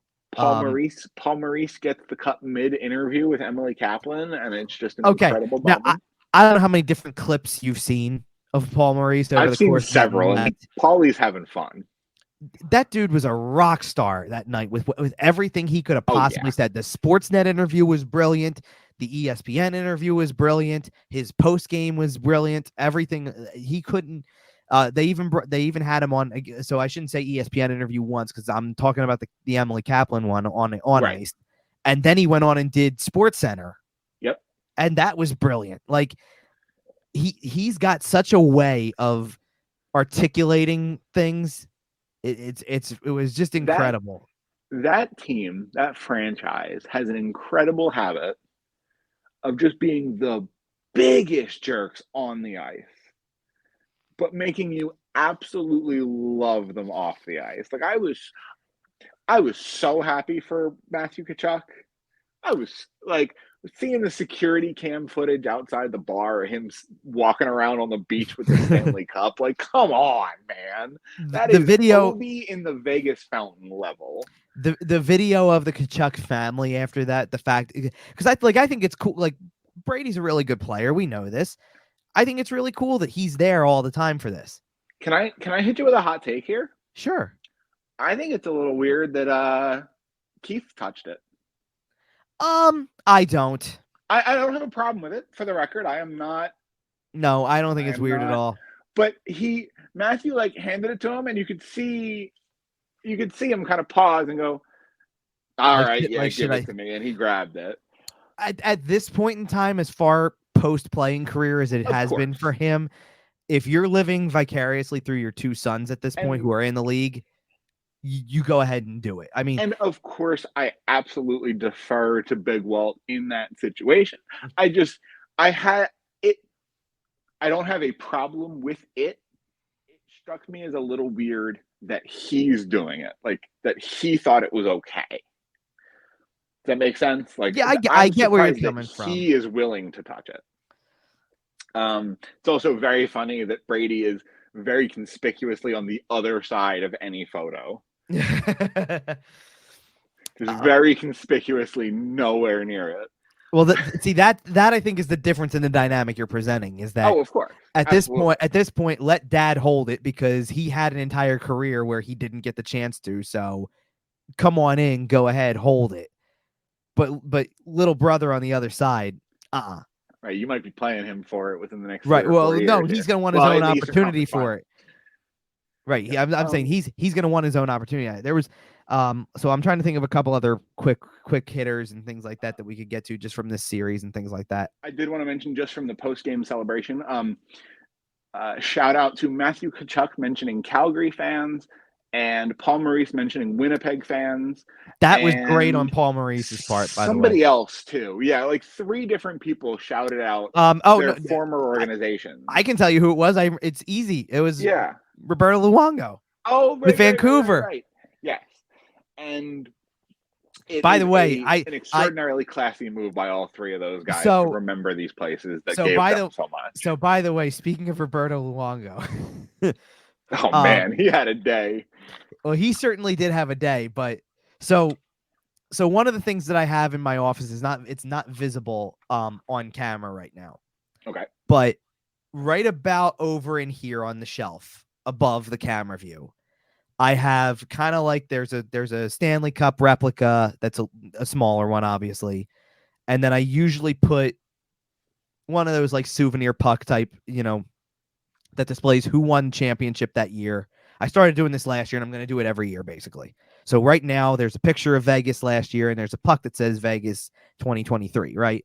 And I already found the 2024 puck for Florida, okay. and I'll go and get the picture printed to go into the picture frame. That'll be a Florida instead of Vegas, right? Yeah. The picture that I found of the whole, because I like to do one of those team shots, right? Like the cup's in the middle and everybody's surrounded or whatever. The picture has, if you look, just look at Roberto Luongo in this particular picture, like, and there's a sequence of them because like they're just taking these things rapid fire, obviously, or whatever. Like at one point in time, by the way, Bob nearly missed the picture. Like Bob comes in, like if you're actually watching it live on the broadcast, right. Bob comes in like halfway through some of these, and like half the team looks over and is like, "Oh yeah, Bob's not here. Get in here." Like it was just really fun, which is really funny. But this is before the real like this, as much as this is the celebration, this is before the real celebration gets really going. Cause that, they haven't taken the cup in to start having drinks out of it. Oh yeah. It's still relatively tame on the ice. We're still celebrating with friends and family. It's not just the boys yet. And in this picture, Roberto Luongo looks like he's already 3 deep. Oh, I'm sure he is.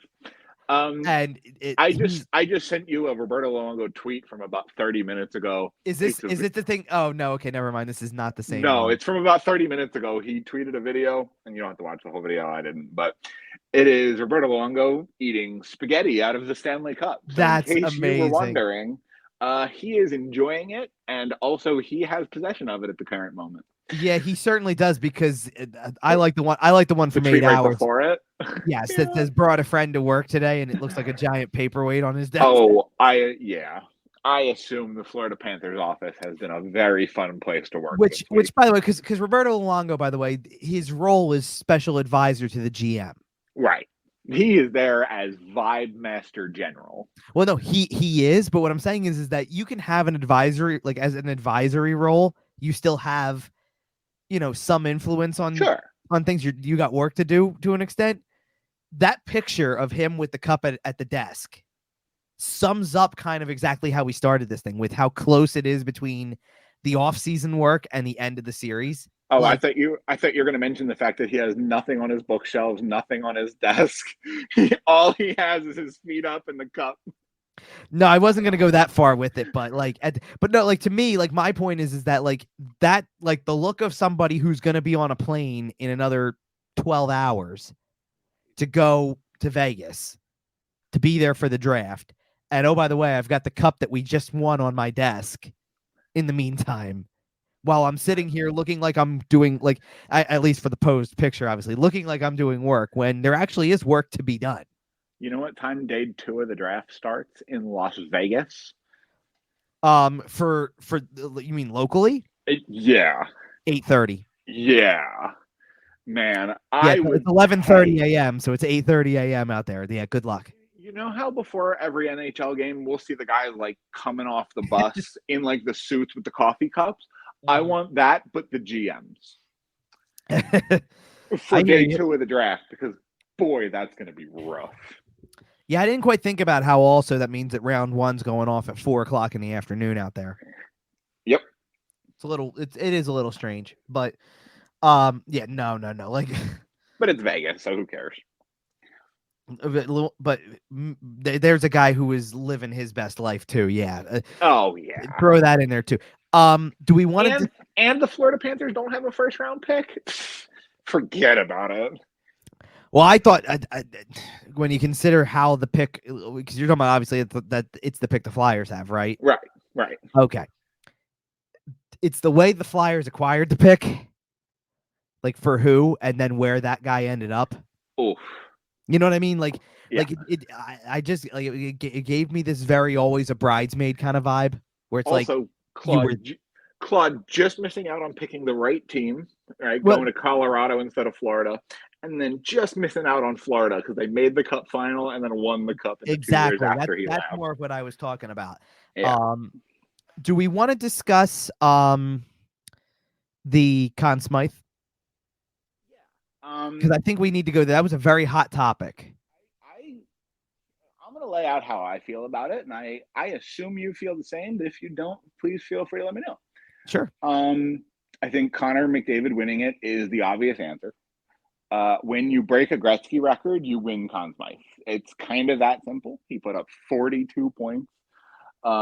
He was an absolute mutant the entire playoffs. I don't really care for the narrative that he didn't score in game 6 or 7 because it is the entirety of the playoffs. And like I said, he was a mutant. And then as for not coming on the ice to accept the award, I don't care in the slightest. I think if you're in Edmonton, maybe you come out and accept it for your home fans. But in Florida, stay in the room, be with the boys. You can get the trophy later. It's not a big deal. What do you think? Okay. I don't have a problem with him winning it. I knew he was winning it after game 5. Oh, yeah. Yeah. When he put up 4 points in game 4 and then another 4 points in game 5. Exactly. Clawed him back into the series. Right. And set a record and all, like broke a Gretzky record. Yeah, you're right. I knew he was winning it then. And as much as I understand some people who want to put the stock into game 6 and 7, and it's like, well, where was he? Right, and I understand where you're coming from, but you're just wrong. There wasn't going to be any changing people's minds for what he had already accomplished is more what it is. So I have a huge problem with kind of the tease that I don't know if it was that the league did or whoever's decision it was, because I thought when they brought the trophy out to the ice that somebody else won it. I think they always do that on the ice, though. Like I think a losing player wins so infrequently that I'm not necessarily concerned about that. No, well, so here's the thing. I think that when it happened a little more frequently, because it's happened twice in Flyers history. I know, which is pretty funny because it's only happened like 6 times in NHL history. I'm pretty sure that when it happened for Ron Hextall, for example, they did it on kind of behind the scenes. Yeah, I believe they gave it to him like in the hallway next to the locker room. Now, if you want to go off of recency, the last time a losing player in the Cup Final won the Conn Smythe was Jean-Sebastien Giguère. And they did that on the ice, and it resulted in the saddest photograph of all time. Which and it was interesting because knowing that this was possible, I know there was a story up fairly recently about the guys who are on the losing team for the Cup, but somebody still wins the thing. And Giguère was interviewed for it, and even said it was, and even said it was just this weird feeling. He said he left it on the trainer's table. Yeah, he didn't even bring it. Didn't even take it into the room because nobody wants it. The boys didn't even know he won, and he didn't want them to like have to try to fake feel unhappy for him. Like, it's heartbreaking. It is heartbreaking. Nobody wants that trophy when you lose. Right. Like when at the end of his career, Connor McDavid might look back on it if he gets a cup asterisk and go, "Oh yeah, that was cool that I won that. That was pretty neat that I won as a losing player." Before they even announced the Conn Smythe, before it was even brought onto the ice and all that stuff like that. Because they obviously exited the ice before all this. McDavid is standing by the bench, by the door, waiting for everybody to get off the ice from his side. Stops, like standing there as the last guy before you go off the ice to, your captain, shake hands, and then head to the room, right? Like he's gonna be the last one to leave. And you can just tell by the look on his face that he is taking every ounce of that in as motivation. Ever going to score 200 points in an NHL season again, it's going to be Connor McDavid next year. It wouldn't shock me. Right. I don't know if it's going to happen, but if anybody's ever going to do it, if anybody's ever going to have 100 assists in a season again, right. It's high. Yep. Yeah. So he joins a very exclusive club with this in two ways. So he's only the sixth player to win it as a losing player on the losing team. And he's only the second forward or second position player, not non-goaltender, to win it. And the other non-goaltender who's on that list is Reggie Leach. 76. Yep. Now, the year he set the record for playoff goals with 19. Now, as much as I don't have a problem with the, I knew McDavid was winning the thing. I wasn't shocked by it. I totally get it. And I do want to give full disclosure, because I've seen a lot of back and forth, because there's people who just don't like that somebody on the losing team won it, because it does happen very infrequently. Then it felt like there was this big debate about Bobrovsky, because so many people thought that, again, if you're measuring the whole playoffs, that those handful of games that they lost in the series to Edmonton. That narrative, for the record. I get it. To me, if I was picking somebody from Florida to win the thing, I was sticking with what I said before the series, and that would have been Barkov. That's who I would have picked, and Barkov got pretty much every second place vote out there. He played so well that if they had closed it out in 4 or even 5, if he had shown up in game 5 like he showed up in game 7, he probably wins it. Yeah, I think he probably wins it. Or he should have anyway. Here's the thing that I think is really disgraceful, though, is you want to give it to McDavid for the back-to-back 4-point game. What's that? About to bring up Jim Matheson's ballot? Well, it's yes and no, because that is a disgrace. In particular, yes, but you want to give it to McDavid after the way he played in games 4 and 5, and you lump in the rest of the playoffs where he's breaking a record. Yeah, I get it. I understand why that happens. And like I said, I was actually kind of surprised to see as many people throw Barkov in at number 2, because I really didn't think, if you're not going to go out and score a ton, and Barkov isn't going to go out there and score necessarily a ton, he's going to put up some points, but he's not going to be the leading point guy at the end of this thing. If it's not going to be him, if you're not going to sit there and factor in shutting down everybody, shutting down the likes of Kucherov, then Pasternak, then Panarin, then McDavid. No boss, right. Right. If you're not going to really put too much weight on that in terms of a Conn Smythe thing, then I'm very pleasantly surprised with number 2. Yeah. Because it feels like they were basically saying, well, if McDavid didn't set records, then it would have been him. Yeah, I think in a normal year, I think in a year where Connor McDavid has 33 playoff points and the Florida Panthers winning 6, then I think it's Alexander Barkov, Sure. On a normal playoff run. Absolutely. The disgraceful thing to me is that you had people making the case for Bobrovsky. Yeah. Who got 1 first-place vote and 2 third-place votes. You know who else got 2 third-place votes? Stuart Skinner. Yep. And that one, well, and one of those was Matheson, so I'll put an asterisk on that one. No, he didn't vote. He didn't vote Skinner. You're right. I'm sorry. He voted Hyman and Bouchard as 2 and 3. Hyman and Bouchard, right. And here's the thing. That was the only vote that Hyman got, and I kind of understand where if you know what, if the Oilers would have swept the series and that was your 3 picks, I actually would have gotten it. I agree. But when, man, it's pretty rare for the losing player to win the Conn Smythe. We've talked about it. It's only happened 6 times. Right. So for Jim Matheson to put 1, 2, 3 Edmonton Oilers when he covers the Edmonton Oilers, it's a bad look, man. Come on. And I like there's elements of some of the other ones that I like, some of the other vote getters I get. Like there was Gustav Forsling got some nice third place representation on there.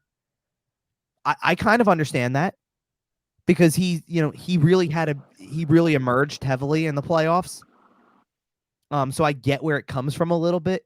I even got the Bouchard votes a little bit because I do like what he brings.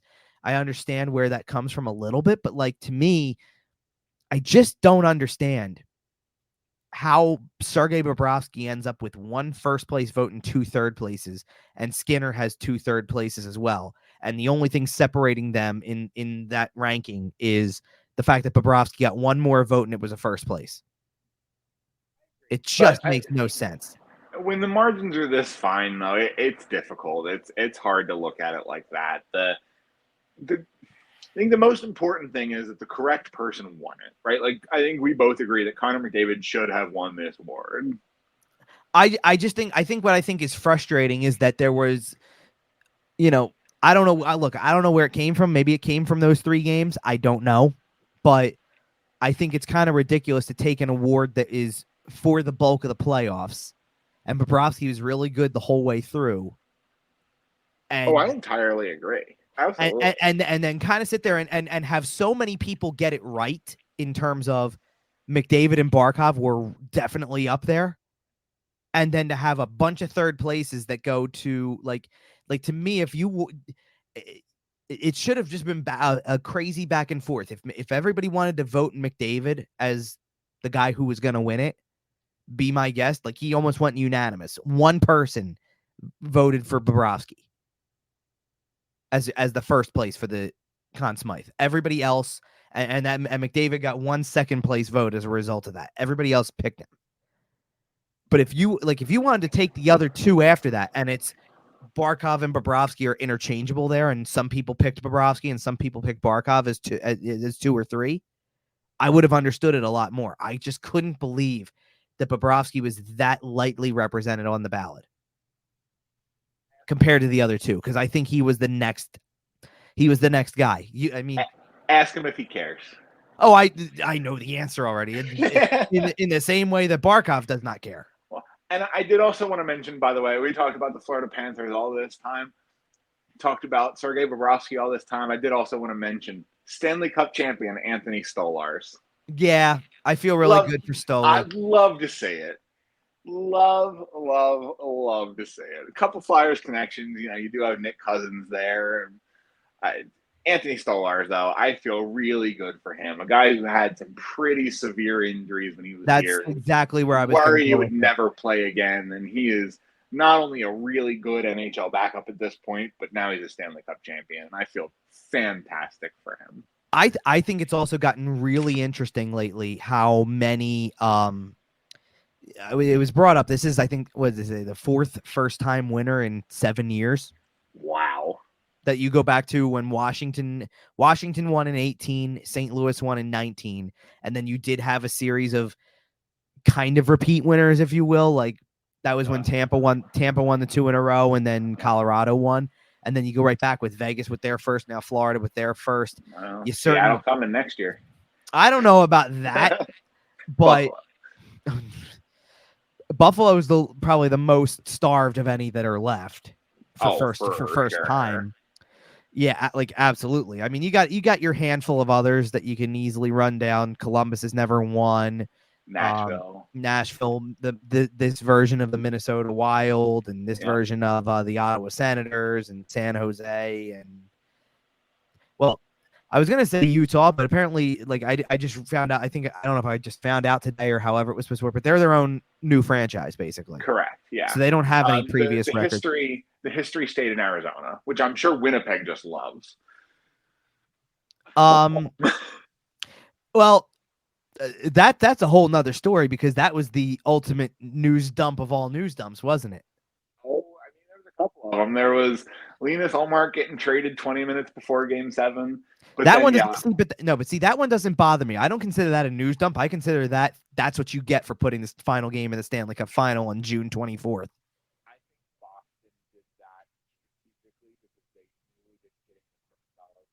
Back was not going to be a popular decision. Well, and even if it wasn't, though, I don't blame them for a popular decision. All right, I don't care. It's like, to me, I sit there and go, just if you didn't want that to happen, then finish sooner. Like that's all I'm saying. That's all I'm saying. The absolute news dump, though, of, oh yeah, by the way, that auction that was supposed to happen, not going to happen.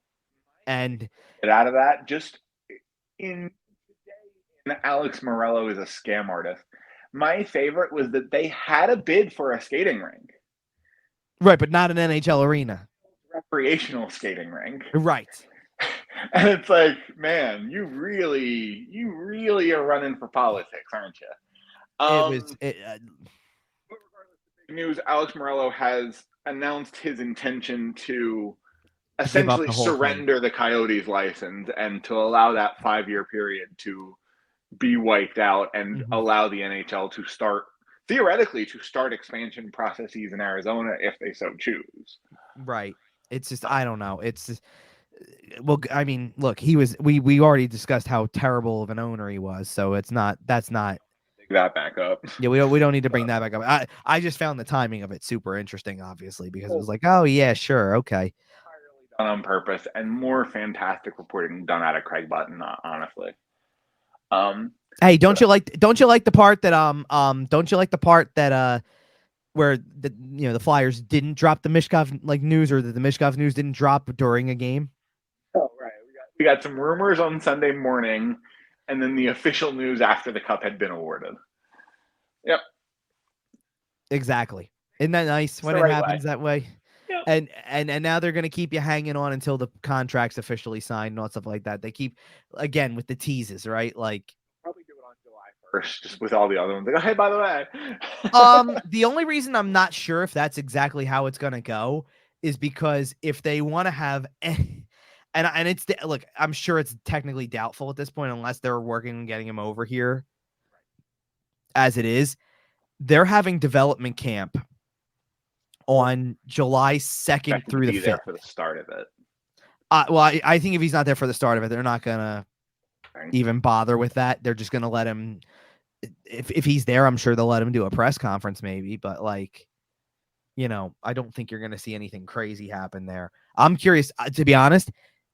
The fact that that's only going to be a 4-day span for this development camp, I'm curious to see what the ice schedule looks like, because I didn't think I kind of thought it was supposed to go from the 2nd through the 6th, and the 4th would have been a non-ice day. So there wasn't as much to do. So it's kind of like an off day. I think now that means they may be on the ice that day. I don't know. I'll wait and see, but could be interesting. And I believe that is just about it for us here today. Was there anything else you wanted to touch on? Or? No, not at all. I mean, like I said, I was going back and looking at the craziness that they have. I mean, it's a very minor footnote, but we can mention it, I guess, because it does generate conversation a little bit. The Hockey Hall of Fame class was announced. Why don't we save that for the next show? I think we're coming to the end here. I think we save that for the next one. No, like the discussion part, yes. I was just going to throw the footnote out while it was news. That was all. That because Jeremy Roenick was one of them. So obviously there's a Flyer connection there. I mean, I guess if you really want to stretch it, Shea Weber has a Flyer connection too. Hey, that contract in Nashville had the Philadelphia Flyers on it for 14 years or whatever it was. No, it's something crazy. And then oh my goodness, why is it escaping me who the third player was? Yeah, I know. Don't get me. That's why I said we'll save that part for later. Don't get me started on that. Oh, Pavel Datsyuk. And then a smattering of others. They have 2 women going into the hall. David Poile. Very well. For David Poile, I think it's deserved. There's definitely a little bit more. May or may not be as deserved, but whatever. Yeah, for Colin Campbell. Yeah, that's another story. Yeah, it turns out when Gary makes the decision, some weird people get in, but whatever. Yeah, that one's another conversation. All right. Well, we We may do some of that discussing in a bit. That's going to do it for us here today. Make sure to follow us on social media at YWT Podcast. Check out Kevin at Kevin_Durso. Our next show is probably going to be that first weekend, or obviously not this upcoming weekend with the draft and free agency and all that, but next weekend after all the things have kind of settled down a bit. Most of the signings have been done. Most of the trades have been done at that point. We'll be back to give you kind of a breakdown. So be sure to subscribe to us everywhere you subscribe to your podcast, including sportstalkphilly.com. And Florida Panthers are the Stanley Cup champions this year. And the countdown is on. Next year is only a couple months away. So we will be back in about a week and a half. And until then, we'll see you.